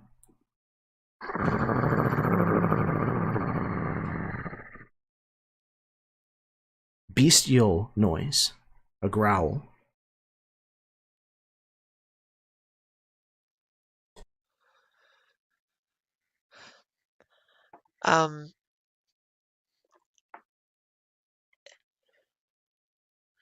Am I able to find the folds of the fabric? Can I get out, or am I not?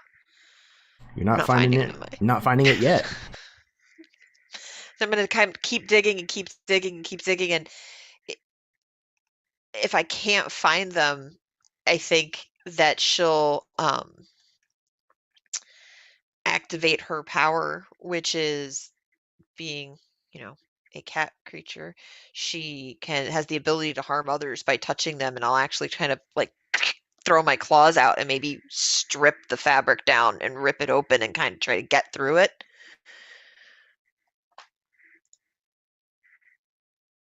Oh God. Good night.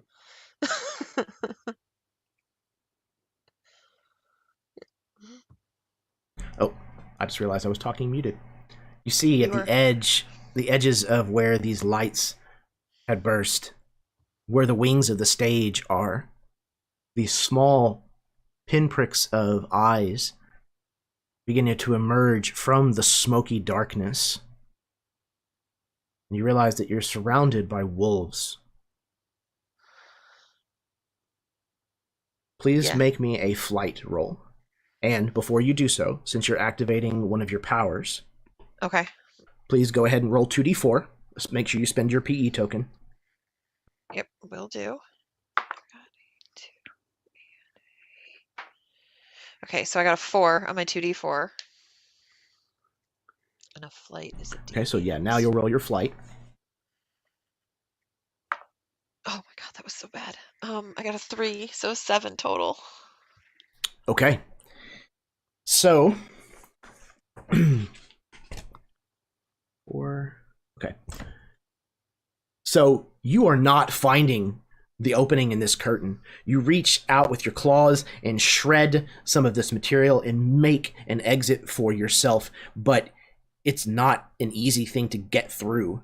And as you're doing so, you feel several of the teeth of these wolves directly behind you grab a hold of the clothing that you're wearing and tear pieces and shreds of it themselves with their teeth. As you stumble through the other side, you realize that these wolves, completely disappointed in your failure, have come to consume you, and they are going to pursue you through this curtain.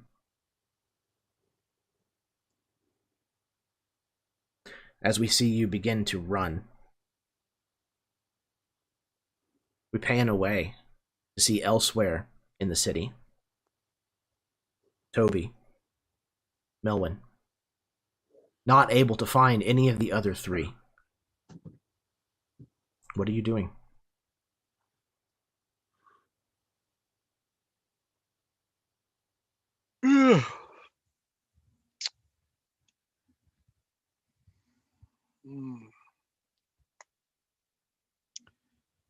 Well, we tried. Are you giving up?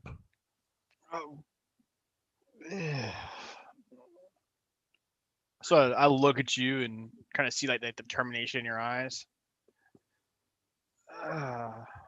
No, giving up sounds difficult.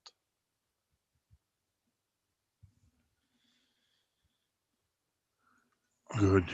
We can't give up. They have to be here somewhere. Wherever here is. Gwanwyn.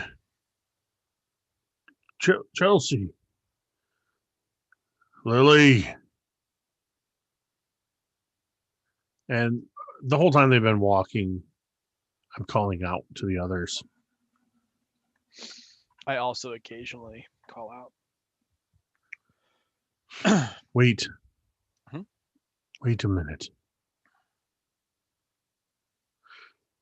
I'm going to try something. Melwyn, can you look away for a minute? I don't like people looking at me. He shrugs and walks over to like one of the benches that are on some of the streets and he sits down with his back towards you. It's very blue here. Shh. I'm trying to concentrate. It's very hard.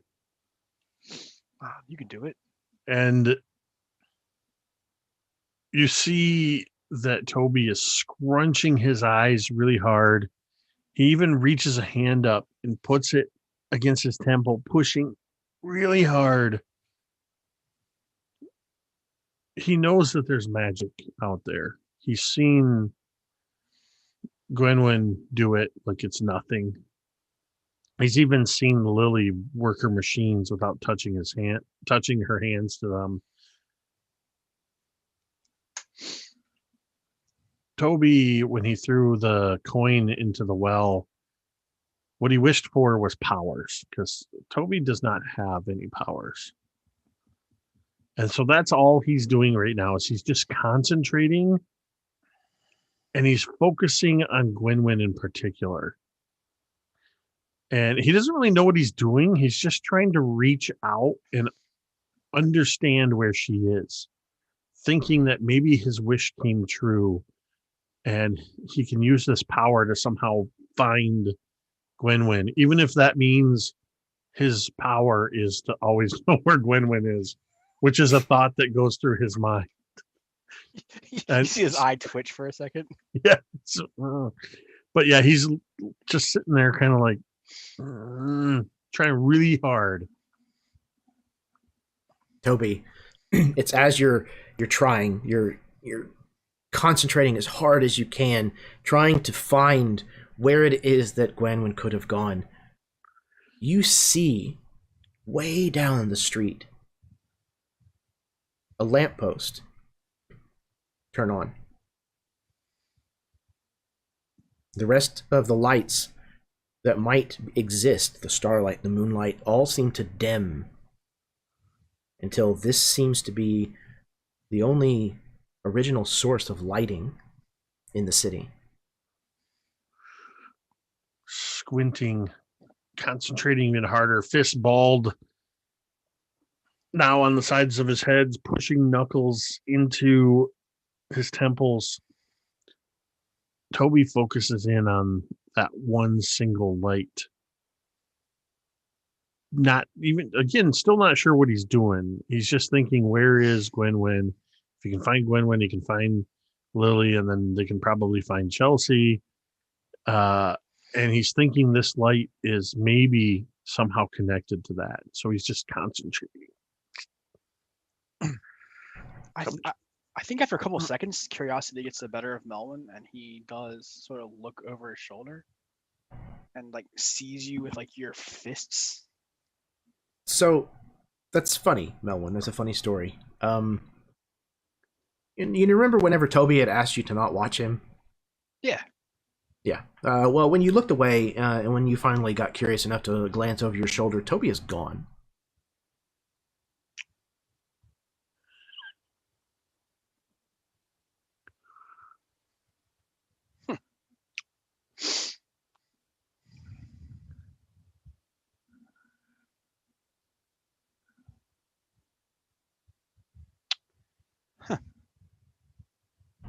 Toby.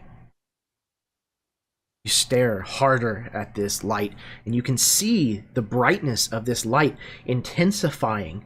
The more you seem to concentrate on it, the brighter it seems to get. But it's only a lamppost. It's only a single solitary lamppost, so it can only illuminate so much. But you can see around it that there is cobblestone streets going off in many different directions. It's possible that this lamppost could be guiding you to where Gwanwyn has gone. Still fist balled tightly against his temples, eyes squinting, not wanting to take them off of the light. He starts trudging forward, and he says through gritted teeth, "Come on, Melwyn. Let's find them." And he starts moving toward the light. How many paces do you take before you realize that Melwyn is no longer with you? Do you ever realize it?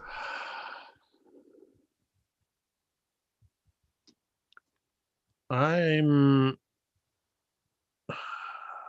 kind of want to roll a brains roll to see if he notices, Sure, absolutely. which is not a d20. I don't know why I grabbed that. That would have been surprising. It's a 5. 5. Okay. So I'm gonna say that is a failure by 2. So it's quite a while before you realize 83 that he is paces. not. 83. There I roll a you go. d100. Kenya, you failed to roll earlier? Is that right? Do I owe you an adversity token? If the getting through the curtain was a failure, Oh, no. we didn't really say No, that was a success. because I So- succeed. I think I succeeded the performance check too. So okay, perfect. Just making sure I'm not cheating you guys out of tokens you're supposed to have. Okay. So, Toby, you're nearly to this lamppost before you even realize that Melwyn's not with you. It's possible he fell asleep on the bench back there. And as you approach this solitary lamppost, it's very unique in design. It's kind of twisted in filigreed the way a lot of the other lampposts in town are, but this one is just slightly askew. There's just something about it that's a little strange. But you're still outside of its illumination. You're kind of on the in the darkness looking at this thing.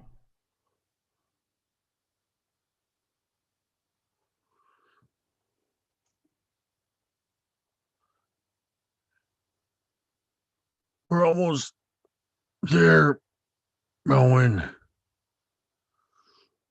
Melwyn. Melwyn.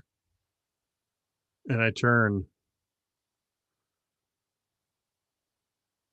and look back, and I'm assuming I don't see Melwyn at all. Behind you, you see almost nothing. It is nearly pitch black back behind you. The only light now seems to come from this lone lamppost.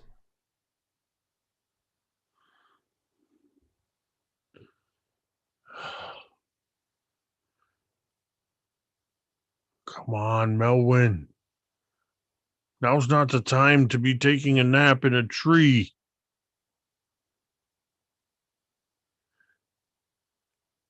And I glance back at where Melwyn was, and I look back at this light. And still looking back where Melwyn was, I'm going to move towards the lamp. Just looking to see if Melwyn shows up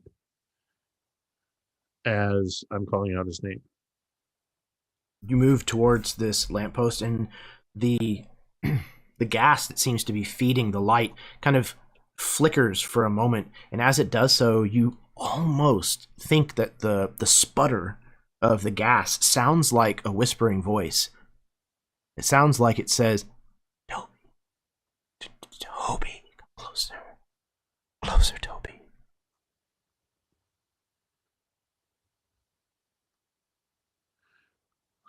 Melwyn, is that you? It's not funny. I'm not a kid. Silly rabbit tricks are for kids.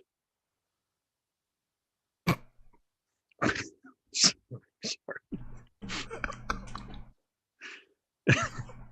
And I'll take a step towards the lamp. Toby can go stand in a corner now. You step towards the lamp, Toby,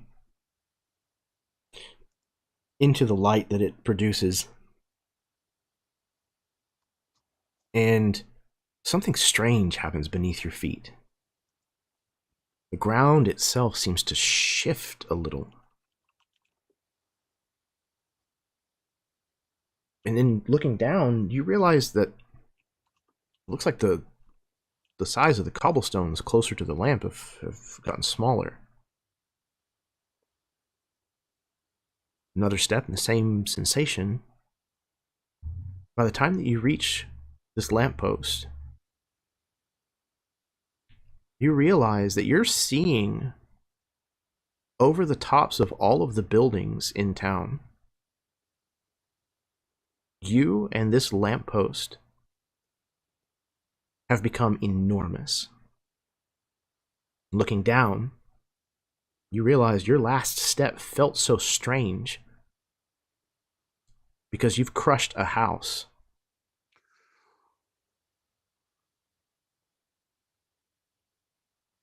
Oh no.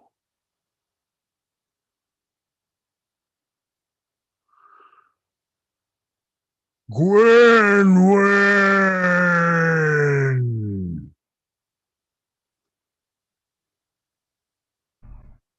As you look downwards, peering in between the buildings and alleys, as you look up and down these streets for Gwanwyn, you see many other dark shapes moving about.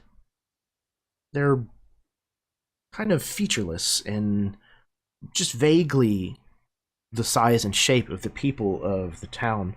But just beyond the borders of the light of this enormous lamppost, they gather. And you can see just their faintest little indication that they're there. And they're all pointing up at you and whispering their disappointment at your decision to seek attention so badly. Everyone is watching you. There's no place to hide, Toby. Stop looking at me. This isn't my fault. I didn't ask for this. Another building is smashed as you're turning around to address this throng of people. No, I didn't mean to do that.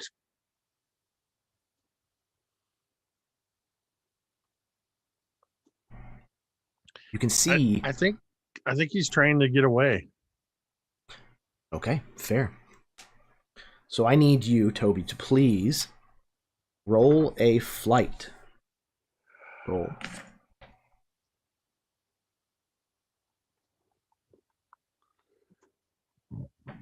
I'm assuming that you're attempting to do this without causing as much destruction as possible? Or is it more of a... Yeah, I think he's very much in quite a different way than Gwanwyn described it earlier. Toby is very much a bull in the china shop, but if that bull were trying desperately not to knock anything over, okay. So it will be a little bit of a difficult. A 2. That is a 2 on his flight check. Okay. So. Ooh.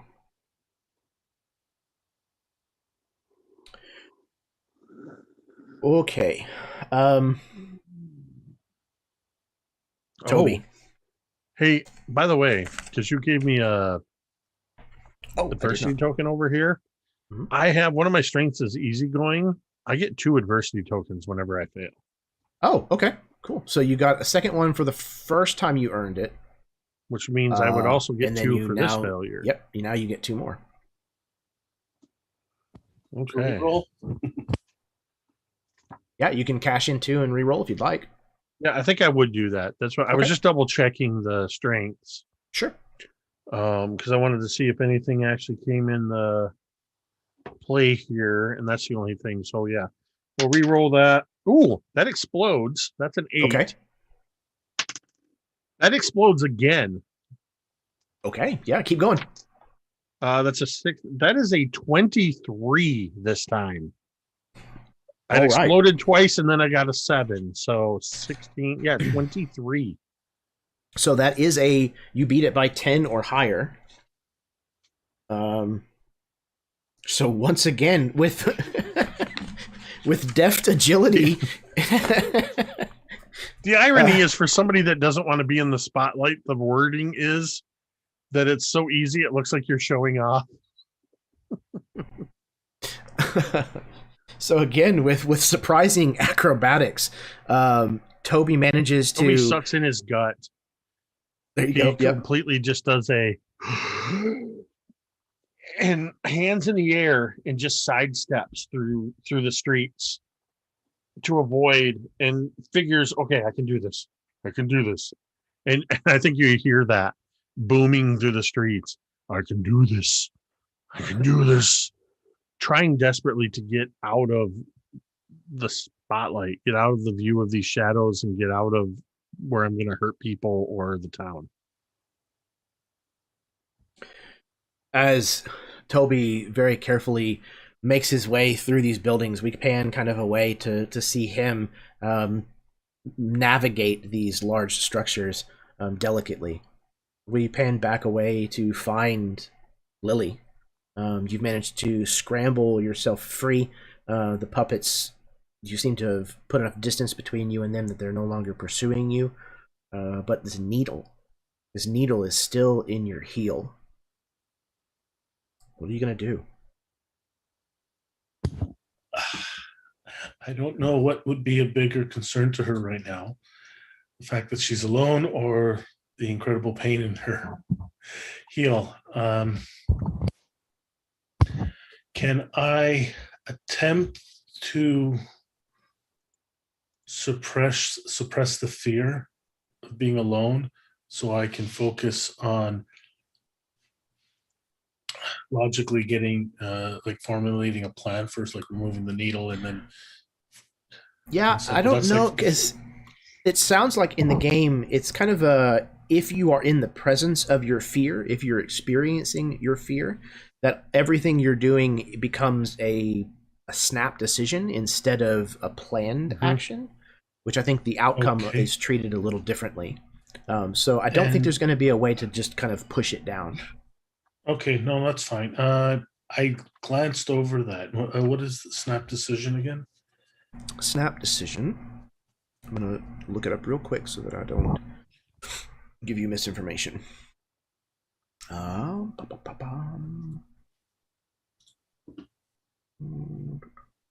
is this? Introduction and questions.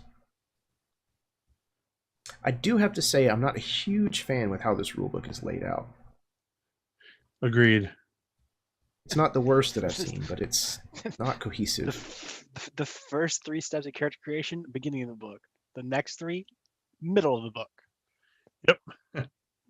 Okay. They're like, you're reading this, all of it. Snap decision. Okay, so typically, and this is not something that we've been doing, but typically when you have a planned action, you can choose instead of rolling to take the mid value of the die roll. So like on a d20, you could just take a 10 if you would rather instead of rolling. But for snap decisions, you cannot do that. You have to roll. Whoa! I could have taken 10 on my brains check. Yeah, apparently. Yeah, again, like this is not a system I'm used to. I told you we were going to wreck this bike into a tree. Oh, that's fine. So, secondly, with snap decisions, okay, yeah, you can spend adversity tokens to help other people as well in planned actions, but in snap decisions, you can only spend them for your own rolls. And then third, the GM should make the consequences for failing a snap decision less weighty than failing a planned action. So you still gain an adversity token. Okay. So not a huge amount of difference, but yeah, snap decisions for now. All right, so it's just still a roll, but it's... It is, yes. Okay, then I'm just going to... You just trying to pull this needle out? Yep, just going to pull it out right now. I think this is going to fall under grit. This definitely sounds like, for me, that's what I'd have to be rolling. Nope, that's fine. Grit is decent. Okay, cool. But here comes the 1. Oh no, don't say that. Okay, no, it's a 2. Twice as good. So, yeah. So you grab a hold of this needle. You kind of like... and kind of psych yourself up. You grab a hold of the needle. Oh. Okay, I have a second point now. Can I attempt to reroll? Yes. Or I can't do that? Okay. Yes, you can. I don't know if okay, I'm going to attempt to reroll because I need to get out of here. It's fair. All right, So come on, 3. Back down to 0. 10. That's a So lot that's better. an explodes? Is that how it works? If It it's is a maxed D10? on the die you rolled, yes. Yeah, all right. 6, so 16. Excellent. Okay. So that is 4 above. Okay. So you grab a hold of this needle, kind of psyching yourself up. You grab a hold of it and go to pull in at first. That pain kind of shooting up all the way through your leg almost makes you kind of change your mind. But then you're like, no, I'm going to do this.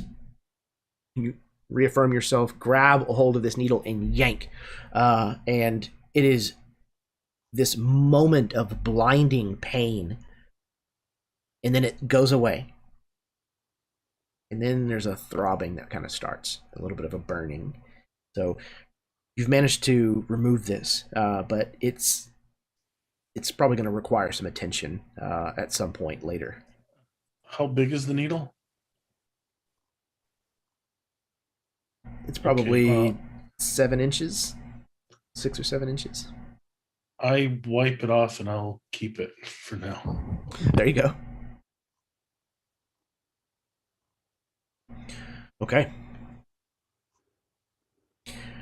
Lilli, as you get back on your feet, and begin making your way wherever it is you're going, looking for Gwanwyn, perhaps. You turn a corner, and something strange occurs when you do so. You realize that the street that you were just on all of a sudden seems to turn into a hedge maze. The walls on either side of you are now plants. You realize that when you turn back, the hedges are there behind you too. This isn't any simple hedge maze. This is the maze that surrounds the castle of the Red Queen, the nefarious monarch who has subjected the Neldinks into servitude.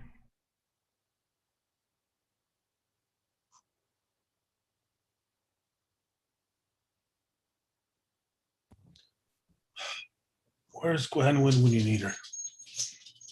Oh, she's gone. That's exactly what you see. Okay, well, I'm going to use the grappling crossbow and climb up on top of the hedge because I can't see from down here. I think I can see from up there better. All right, so let's call that. This will probably be another brains roll. All right. 17. Excellent. Okay. So you shoot your grapnel up into the top of this hedge. You climb up, being very, very careful to avoid the brambles and the branches and intertwined vines that seem to be trying to like grab a hold of you and take purchase as you're climbing. You manage to climb up on top of this hedge maze, and the view up here is much better. Obviously, you can see a lot better where you're going. This maze is big, and you realize that every time you look at a part of it and then look away to see a different part, when you turn your head back, that first part seems to have rearranged itself.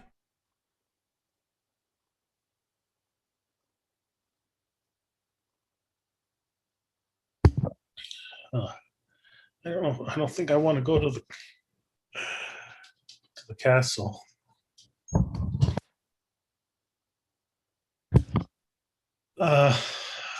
You know what? I'd like to see if I can deduce a pattern in the changing of the maze. All right. If you would please, go ahead and roll another brains check.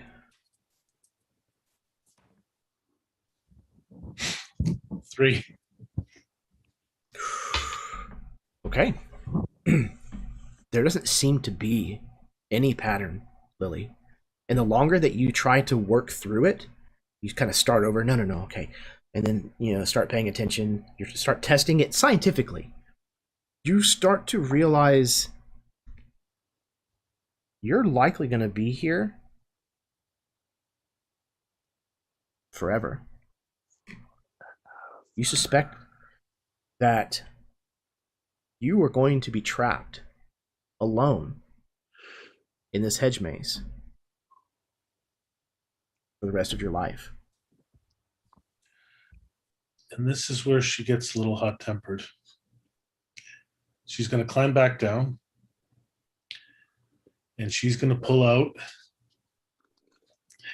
She actually has a grease launcher and used in the sparkler to set this thing on fire and burn it down.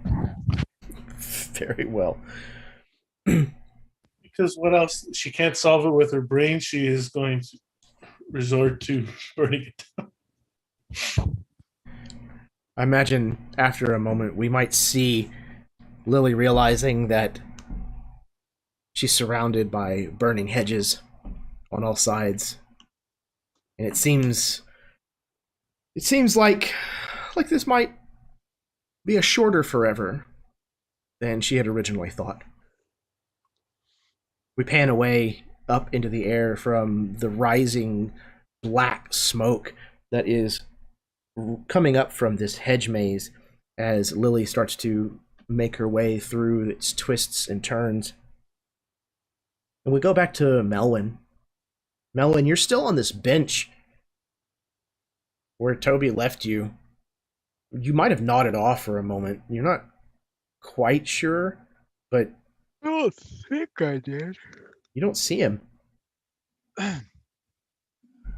He's What are you gonna do? a big guy. He's kind of hard to miss.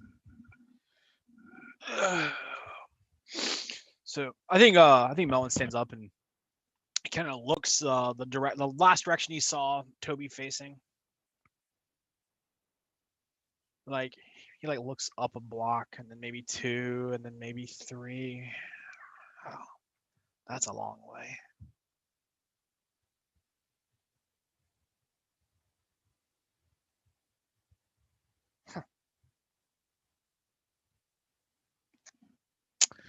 And all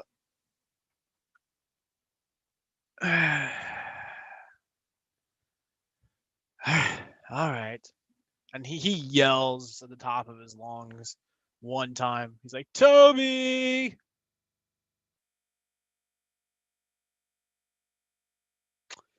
I didn't think that was gonna work. And he's gonna head for Esmeralda's house. It's as you go to stand, Melwyn. You put your feet down on the ground to stand up from this bench. As you do so, there's a resounding splash. Oh, my feet come back up so fast. There is water covering the street, and it is rising very quickly. Oh no. So I go from being on this bench to being on that banister that was in the picture, like that railing. And I'm standing on that. And the water still comes up. So I look kind of over the ledge down to the lower levels of the village. Are they filling up with water also? Yes. Nope. The whole town seems to be flooding rapidly. Okay. All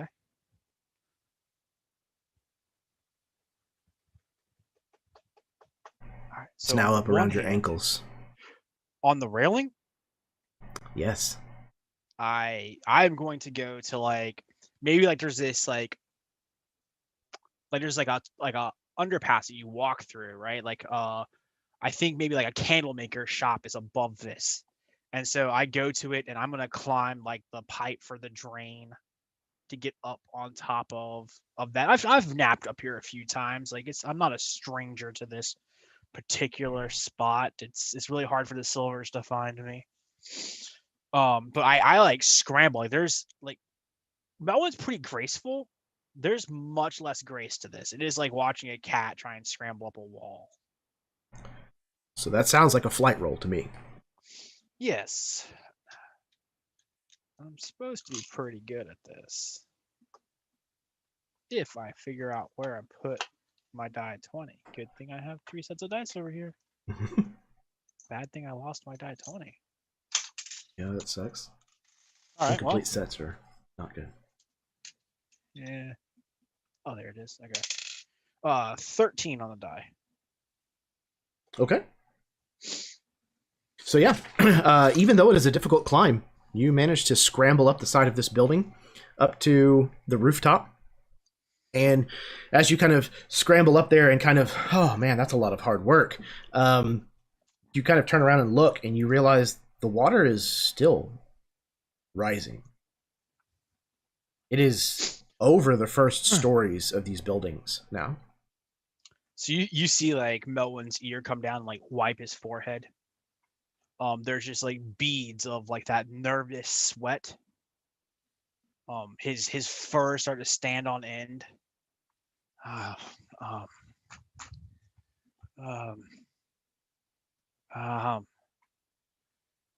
And so he looks up, and I imagine like this shop kind of goes up to one of those like parapets, like the circular pointy roofs, and there's like a weather vane on top of it.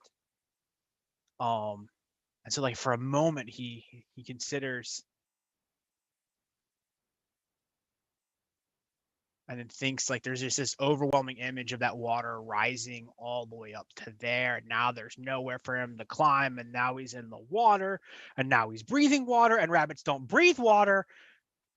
And so It is in a now lapping panic, at your feet again. yeah, he goes tearing into this candlemaker shop, like bowling over everything that's in the way, and runs through the shop and into the personal quarters of this candlemaker.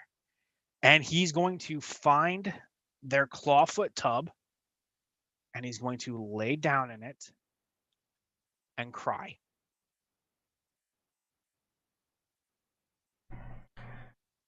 Soon you feel the water lapping at the edge of the tub. It'll float, it'll float, it'll float, it'll float, it'll float, it'll float, it'll float, it'll float, it'll float, it'll float, And suddenly, darkness and calm and quiet wash over you. You feel like ground beneath your feet. It's not entirely ground. It's almost like sand, but it's soft. It's spongy. You realize you didn't escape. You realize you're completely underwater, standing on the bottom of a lake bed. Nope. And you can taste the saltiness of the water. I try spitting it out. You realize the immense amount of sadness, despair, loss of hope that you feel filling you from the inside out. You realize that you are on the very bottom of the pool of tears, the body of water in Dowrenland that literally is fed from the tears and the sadness of all creatures in Dowrenland. So I imagine that this big, like maybe like if I'm hundreds of feet underwater, right? And you can look up and you start seeing like those cloudy like light rays. And I think one of the ones that he sees is his dad, like his pa. And it's his mom. His mom passed away when he was little. And that's the first time that Melwyn ran away. And he didn't come back for her funeral. Like he ran. And his dad's a pretty productive dude. He owns like a little lumber company in town. And so like no matter which way he turns his head or closes his eyes or tries, there's just like that image just like hanging like feet from him, and he can't get it to go away. It's strange that you say that, because you're looking at this image caused by the light coming down through the water. It's still this kind of bluish color like everything else that you've seen since you passed through this well. But it's not merely just a trick of light. You see your mother. She is underwater. Her ears are floating kind of softly as if suspended in the water. You realize that she's bound with a chain and is tethered to the floor of this lake bed. And you realize she's not the only one. You are standing in a collection, if you will, of these individuals. And then you see her. A small girl. Her eyes glowing. Walking slowly towards you along the lake bed.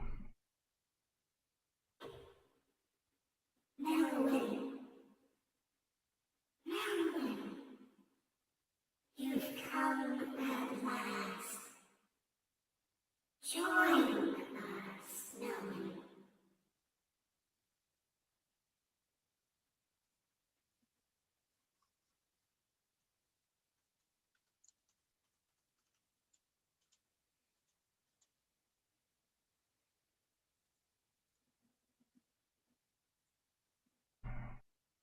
What is Melwyn doing?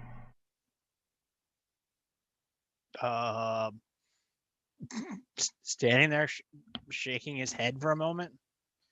And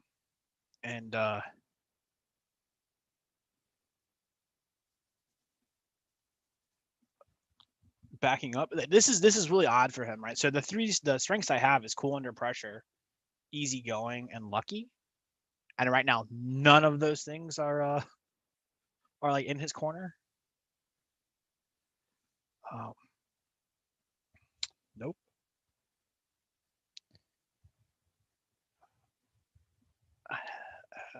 So he looks from this girl to his mom, to this girl to his mom, and like that floating image of like his dad and his mom, and he reaches his hand into like the bib of his overalls, and he pulls out this pocket watch.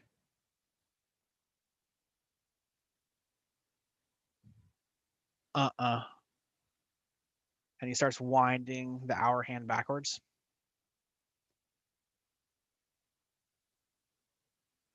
So that would be a power use. So they roll 2d4 first, right? Correct. All right. 4 and a 4, so 8. Excellent. Okay.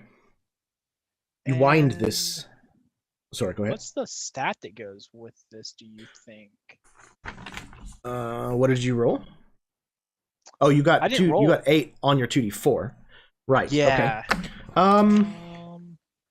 This is using a power, but it's kind of like using an item. Yeah. I would say that either flight or brains. All right, well, we'll go with flight because much better for me. That's fair. Mm-hmm. Yep. So that's only going to be a 12 on the die. Good. And you had 8 on your thing. Okay. So you managed to rewind the hands of this pocket watch, and we kind of watch as everything regresses, almost as if in rewind. And you kind of all, in your various different pieces and threads, all wind backwards, if you will, up to the point when Melwyn closes the pocket watch. You are still in this different, upside down version of Velark.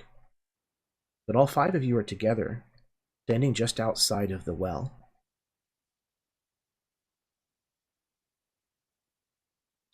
So I immediately spit salt water out of my mouth, probably right into Toby's chest. As I'm bellowing loudly, Gwanwyn! And he's like tiptoeing like sideways. Yeah, standing like this, like. And I run barreling into your leg. Toby! And I'm crying. and there was papas and there was dolls and they got Lilli and I don't know what to do and I'm so scared and I just want to go home. I think you feel this very wet palm just sit on top of your head there, Gwen. Like this little rabbit, like wet rabbit thing just goes on top of your head and sort of like tussles your hair a little bit. When Lilli appears, like she sees everyone, she just falls down sobbing. And Chelsea's kind of almost like she's just clawing at, I don't know, probably the well, like the thing that holds the bucket, and she's just scratching and scratching, and her nails are just ripping marks into this wood.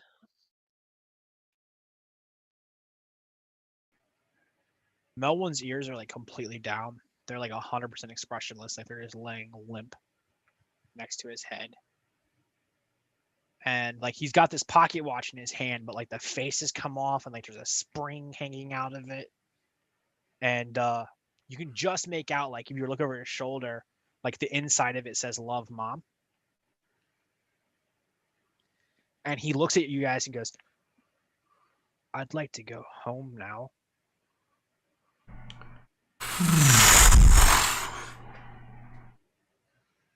A dark shape passes overhead, blocking out the moon for a moment.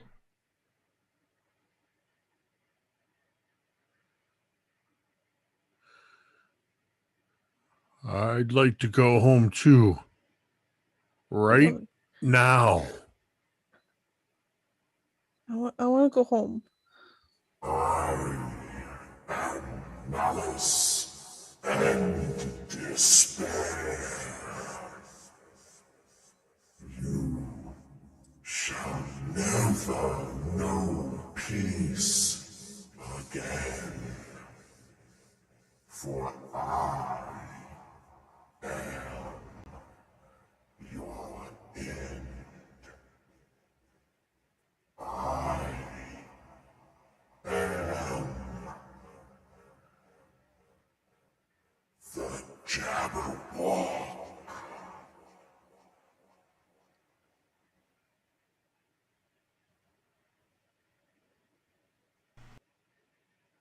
You see, climbing over the tops of the nearby buildings, reptilian but almost spider-like, this creature that is almost all angles and sharp edges, this dragon, climbs into view and looks down upon you with dripping, snarling fangs and eyes of flame. What are you going to do?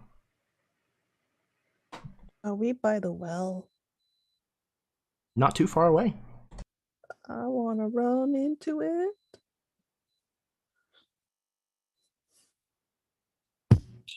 I immediately step forward, pushing everybody behind me. I have one of my strengths as protector.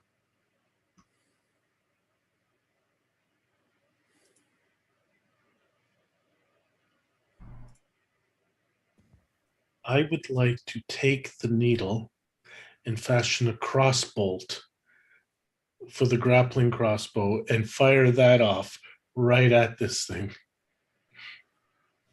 And I scramble up Toby, and once it's done, and I want to fire it right at. Okay, so that's going to take a little bit of time. So let's get some kind of crafting roll. I have you. skilled at. I just realized Lilli is Rocket Raccoon. You are Groot. Perfect. And I am out of here. I am skilled at inventing, tinkering type of thing. So Perfect. So what does skilled at do again? that's a good question.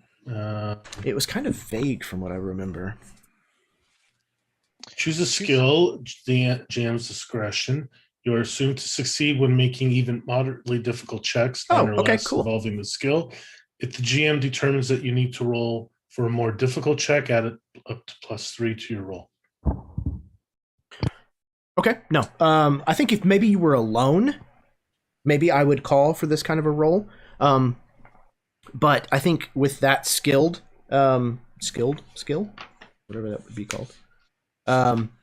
Yeah, I think moderately difficult is certainly what would describe this. So, Lilli, you are working on that, trying to get that needle made. You'll absolutely be able to do so, fashioned it into a projectile that your crossbow will then be able to shoot. While that's going on, I know that Gwanwyn is moving for the well. So let's go ahead and get a flight roll from Gwanwyn.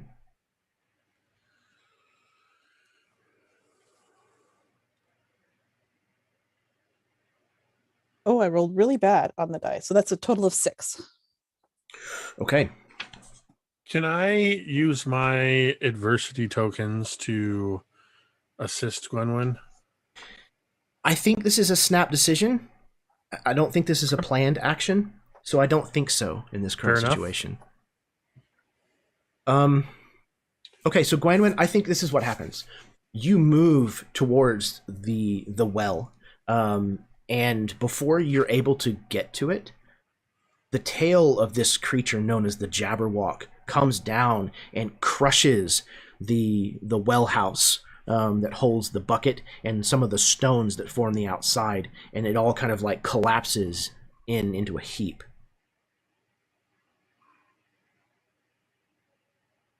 Okay, so we have Lilli, who is crafting this needle projectile with her crossbow. We have Gwanwyn, who attempted to move and escape by way of the well.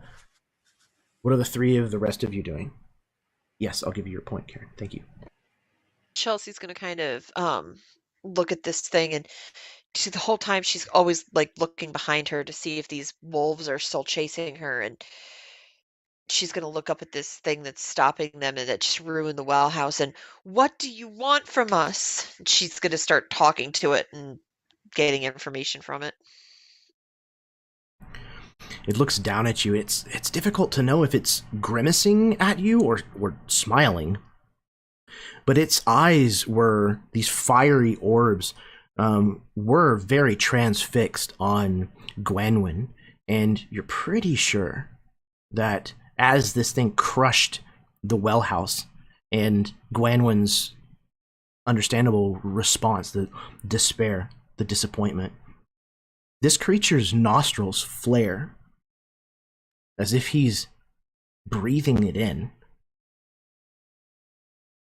When you address him, he then turns to you, almost this kind of serpentine snap to his attention directly at you. I want your terror. Your fear feeds me. And I will enjoy every last drop. Run.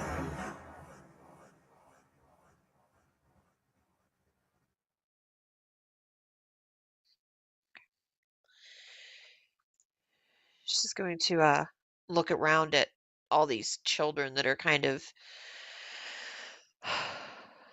standing around her, even the half giant, who's still just a kid, even though he's a half giant. And she's gonna kind of look up at this thing, and she's gonna pull out her little ukulele, and she's gonna start playing a song and singing. And she's like, this is just music, it's her life, it's everything. She went to school for it, she came back, she sings at all the festivals, she gets hired for weddings, everything. And she's gonna try to basically, so my strength is I'm skilled at making friends. That's what she did for her. She's a performer. So she's basically going to try to distract this thing enough so that the kids can get out and see if she can help the kids escape through what's left of the well house and stuff before and hopefully her music will calm the kids down and not feed this creature.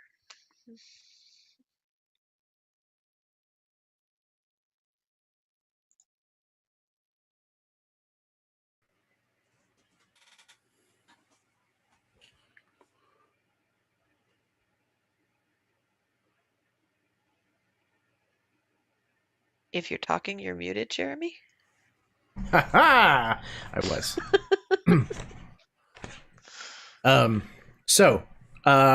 Yeah, I've got my DC set.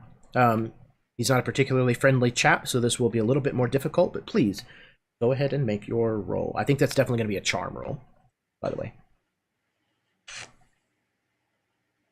And you're muted now.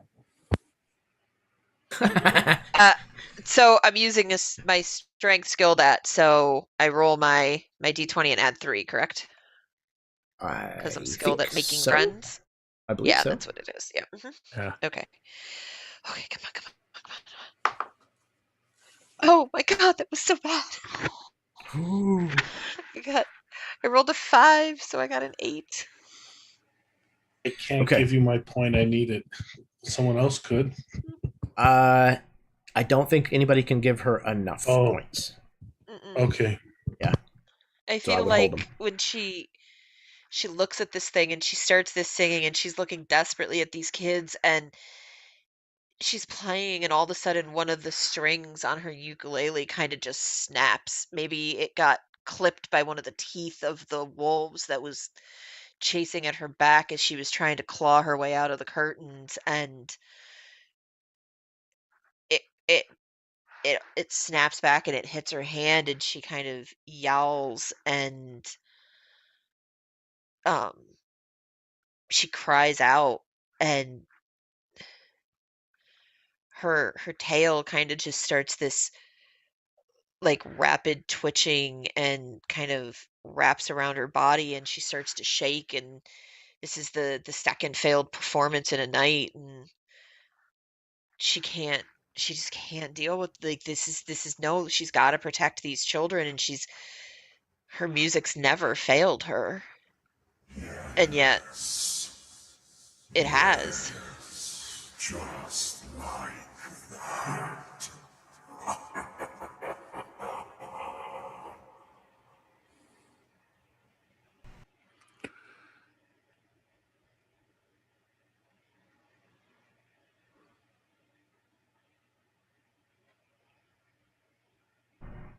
Melwin? Toby? No one takes a nap. So I think Melwin started to run away until he realized that not everyone was running away.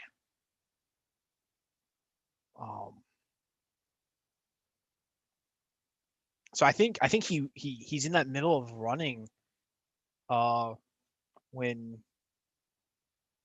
Gwen comes to that tail, and so I think he ends up next to her, and then he reaches down and he grabs her hand and spins her around so that they're now facing back towards their friends and this monster.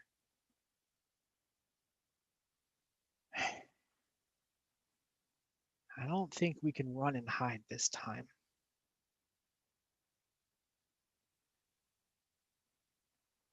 Gwanwyn just looks up at you, her tear-filled eyes at this point, and she just grips your hand so hard. Ow, ow, ow.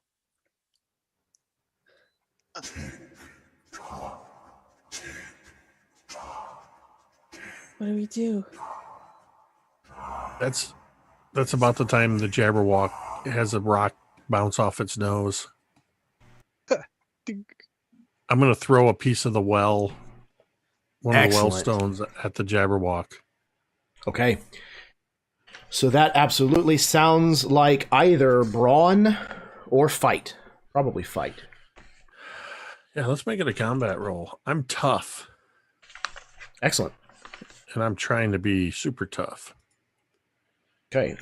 He's not hard to hit. He's not that big. Or he's rather large, rather. So he's not that big. I don't think that's what you've seen bigger. So a fight, you say? Yes, please. That is an 8 and a 4, so that becomes a 12. Okay. And then he makes an opposed roll based on whether he is going to take it, which is grit, I think, or avoid it, which is flight. So he is just going to take it. What was your total? Mine was 12. 12. Okay, so you bested his score by 5, which means attacker's roll is greater but 4 to 6. The attacker explains their attack, and the defender explains how they respond. This barely mitigates the harm. That doesn't seem right. Fairly hurt. Okay, cool. All right, so yeah, you throw this rock up, and it does indeed smack this creature right in one of its flaring nostrils, as it seemed to then be drinking in the panic that was welling up in Gwanwyn and trying to well up in Melwyn. You smack this thing, and it blinks its fiery orbed eyes for just a moment before it snaps its head around towards you, Toby. I will enjoy crushing your resolve. Hercule.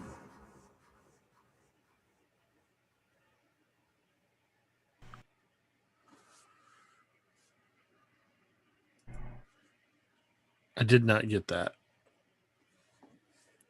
He said he's going to enjoy crushing your resolve, Hercule. Ah. Okay. Leave my friends alone, you dick.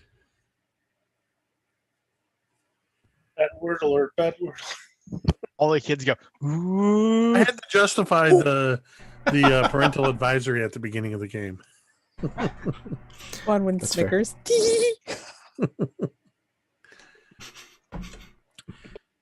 And Toby's puffing up his chest, and as he says this, he turns to Melwyn and Chelsea and just says, "Get out of here.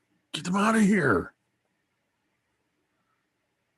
As I'm continuing to try to protect all of them, interposing myself between the two. All right. Each of you has now had a turn to act, to do something. Jabberwock is now going to take his turn.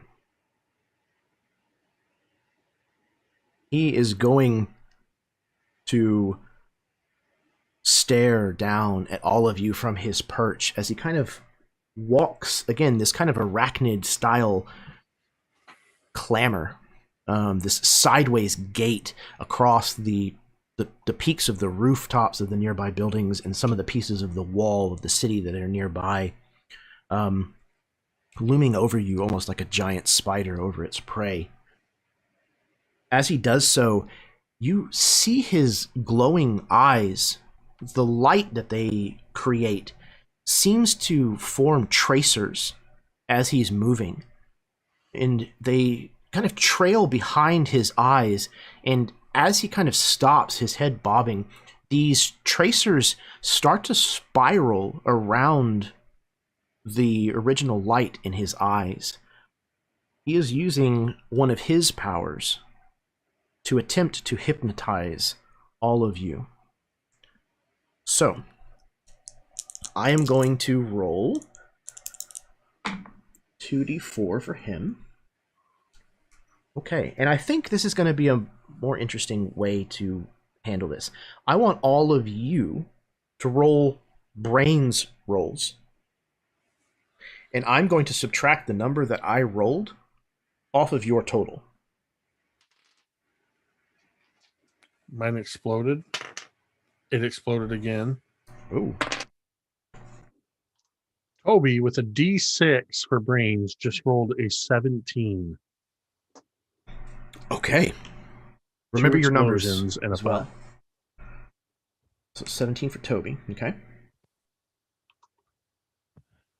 With my D20, I rolled a 10, Okay.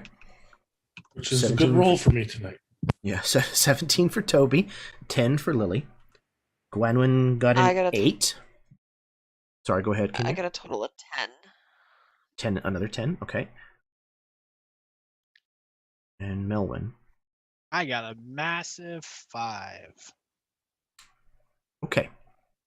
So on the 2d4, for the power of hypnotize with its gaze, the Jabberwock rolled 7. So Toby had a 17, so his is reduced to a 10.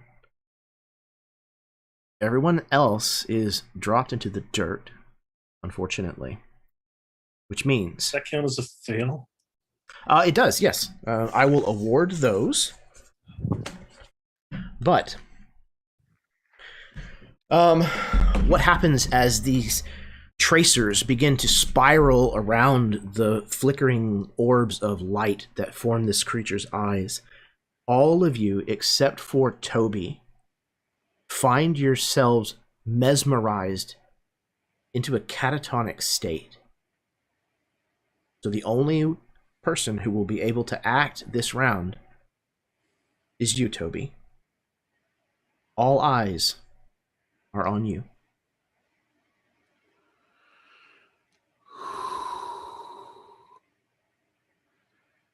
All right, I have two things that Toby is tossing in his brain that he wants to do. Evens, he does the one thing. Odds, he does the other. So evens will be... Okay. Toby, staring into these points of light, the only point of light in this gloomy place. And he's remembering earlier when he wished for the power. And he's convinced that he was granted his wish.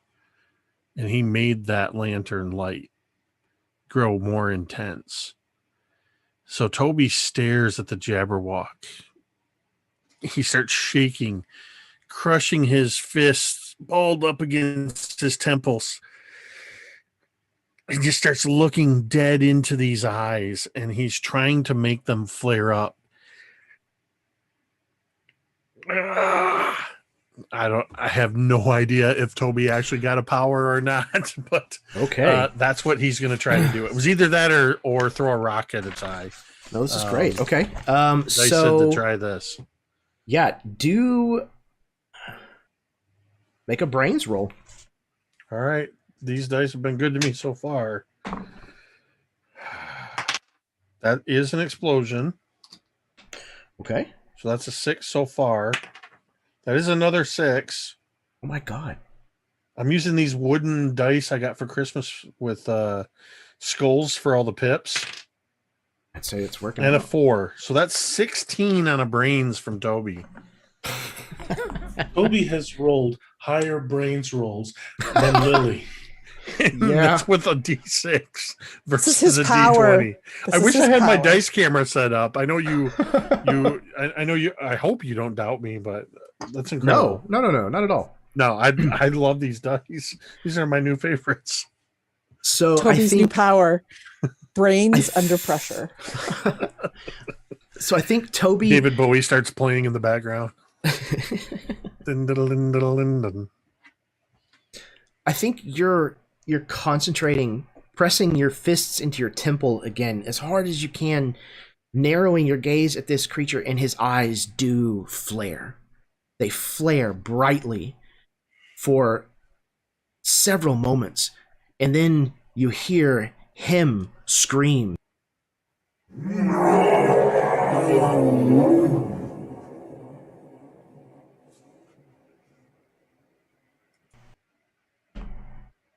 His eyes burst in a fiery explosion.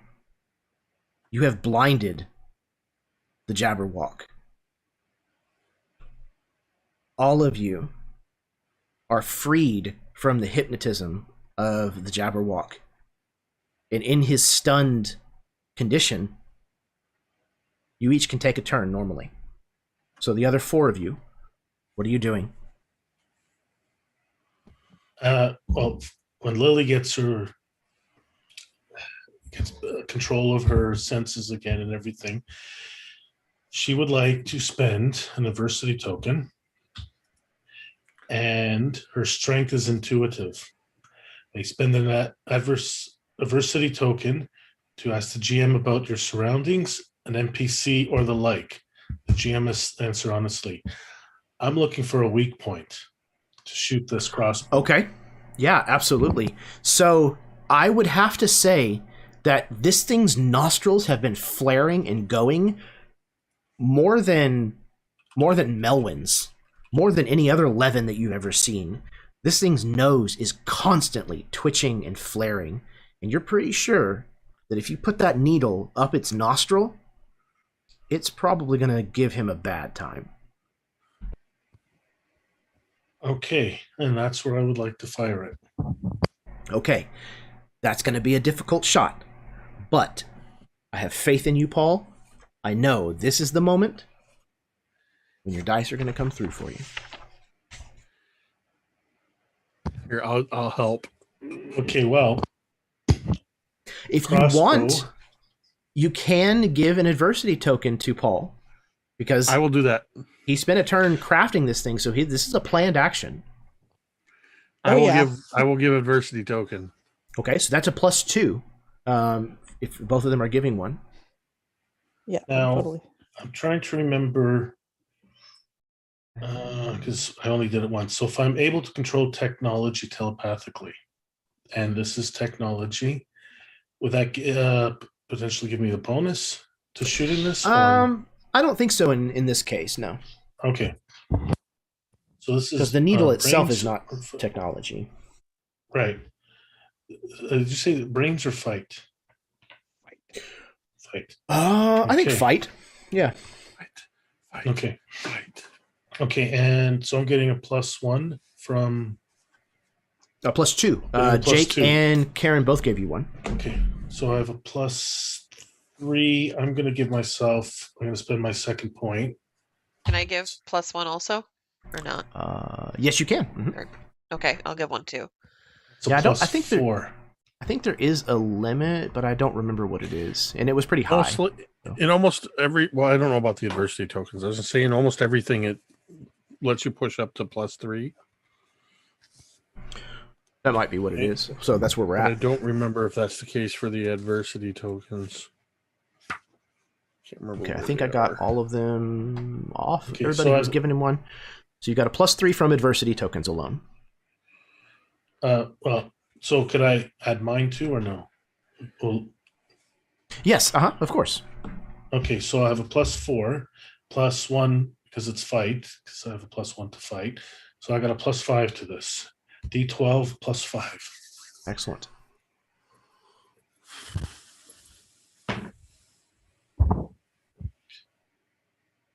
I came close to rolling a 12 on Ooh. the dice. I rolled an All right. 11 plus. Okay. +5. That's on the dice. It's 11 plus 5. 16. 16. Okay. So this is not going to be a grit check for him because he doesn't want this in his nostril at all. So he's going to try to avoid it. Unfortunately, his flight is not as good as his grit. So I'm going to roll and see what happens. I rolled a 1. Lilli. How does this attack kill the Jabberwock? Now, he probably has scales and everything, so it provides some armor. But through his nostril, it's not protected as well as the outside skin. And this needle, it is incredibly sharp to go through all 7 inches into my heel. So when it fires with the increased force of the crossbow, it penetrates through his sinus cavity right into his brain and actually lodges into the back of his skull, well, on the inside, right through his brain. And there's a moment where he kind of rears back where he was trying to avoid this shot and instead lined up perfectly so that this thing flew up and disappeared into his skull. And he looks confused and in pain, as if he's going to try to leap towards you, Lilli. But then he kind of stops, his head kind of jerks.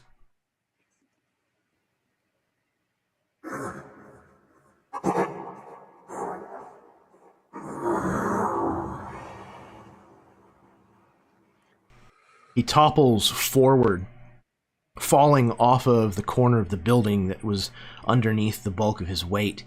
collapses into the ground, his long neck following the collapse of his body, and eventually his head slamming down sideways hard directly next to the well house.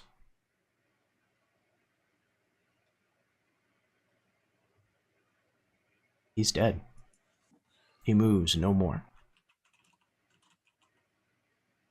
Gwanwyn screams, "Yay!" and gives Melwyn a big hug because he's right there.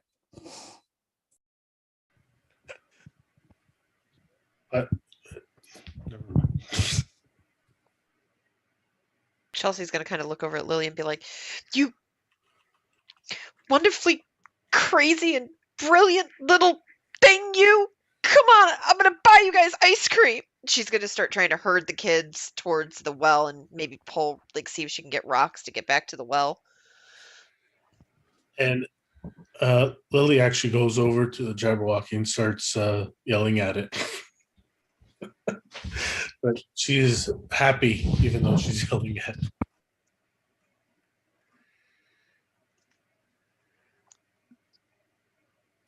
Oh, my rope. Hopefully my rope is still there. Maybe we can climb out. But you little, I'm not scared of you. You're nothing but You little so-and-so. She looks around. Dick. You can say whatever you want, Lilli. I give you permission. Then you use your bleep, bleep, bleep, bleep, bleep, bleep, bleep, bleep, bleep. You bleep, bleep, bleep, bleep. There goes the rating. I'm helping Chelsea. I'm immediately starting to pull rocks out of the way. Probably for every rock that Chelsea moves, Toby moves about 6.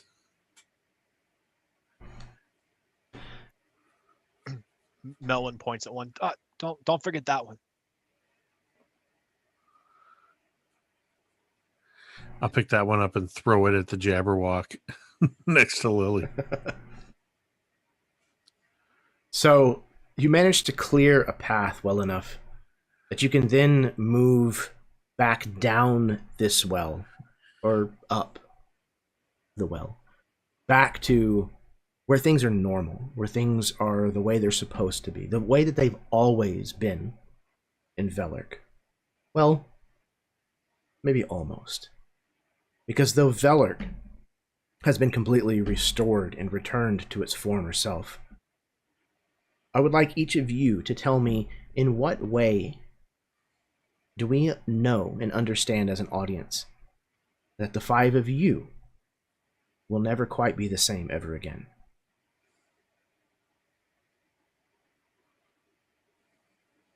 Well, for one thing, Gwanwyn doesn't complain as much about not going with her mom and her sister somewhere because she's not old enough yet.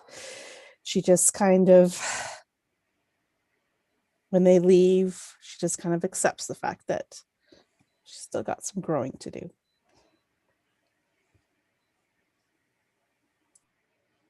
And maybe those stories about her being such a brat maybe go away. And after coming back, Lilli realizes that there's times when she might be by herself, but she'll never be alone again. She has these 4 that will probably always be her friends, even Toby, and even that adult I see there. And she realizes that brains always wins out. She doesn't want to tries not to resort to, she tries not to get angry anymore and tries to just think rationally. And maybe she did grow up a little more.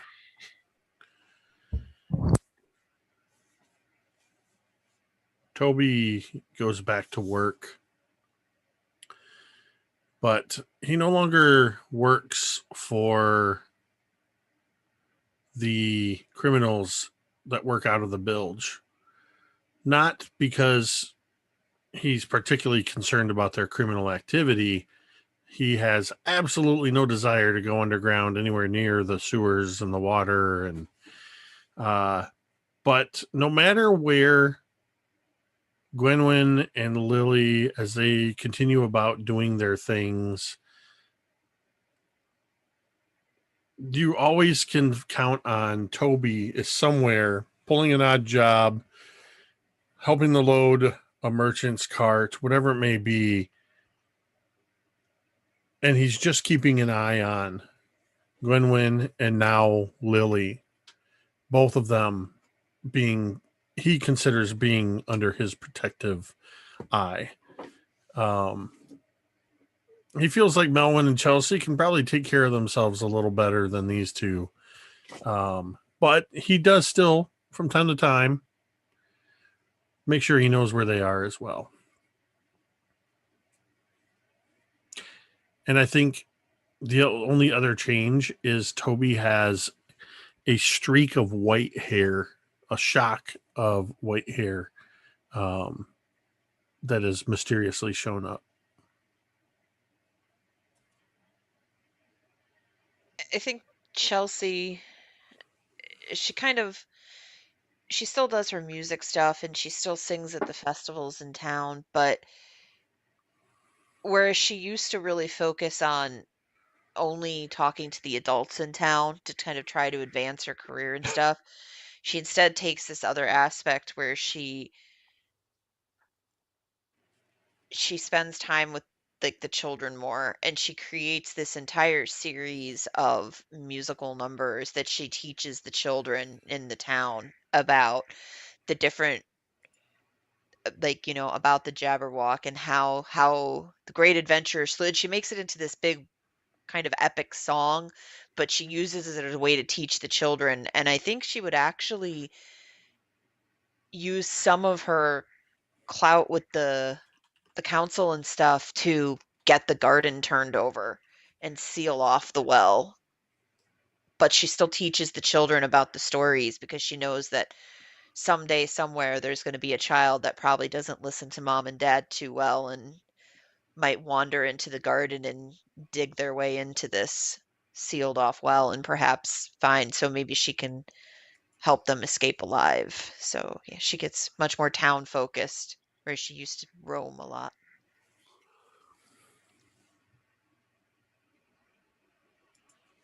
So, Melwyn, I think what we see is this series of images where he is it's late at night and he's sneaking in, like he's looking around, and he sneaks into the back door of this this home. It's obviously it's a Nelding home, right?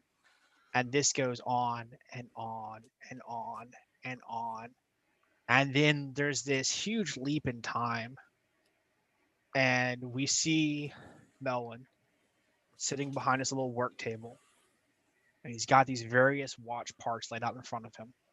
He's got this little magnifying glass that a Neldink made down, and he's putting these watches together.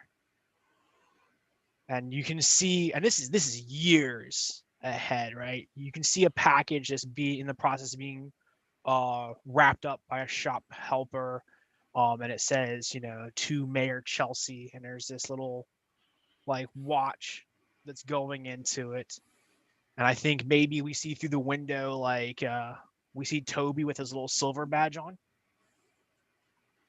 and he's spinning this pocket watch as he's walking his beat through the city. We see this sort of harried and tussled Lilli come out from an obvious like sort of like equipment room, and she's got this notepad and is talking about needing to order more of this and more of that, and we'll never make this quota. And like there's that yammering, but Melwyn is very calm in his putting this watch together. And then I think we pan over and we see like this kitchen, and we can see the back of this person, and she's in there making like muffins or something, and she's singing one of these songs that Chelsea had made, and you can hear her you hear that just this last thing of, "Oh, come on, sis, that's not fair," and then it cuts out, and we're never quite sure if that was Gwen in the kitchen of Melvin's house.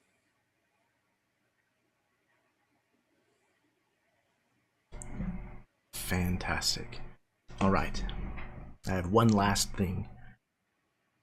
I'm going to end this a little bit differently than I typically do.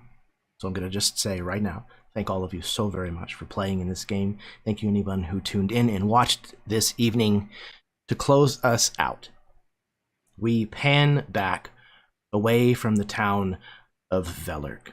And as we pull back skyward, the camera slowly begins to rotate. The town of Velerk becoming upside down once again, bathed again in blue light, with the dancing motes of dust thickening before our gaze until it becomes a haze that we cannot really see through. And then we hear this exhale, and the smoke becomes even more dense. Just barely, a visage moves forward through the smoke, getting closer to us, and says, "Who are you?"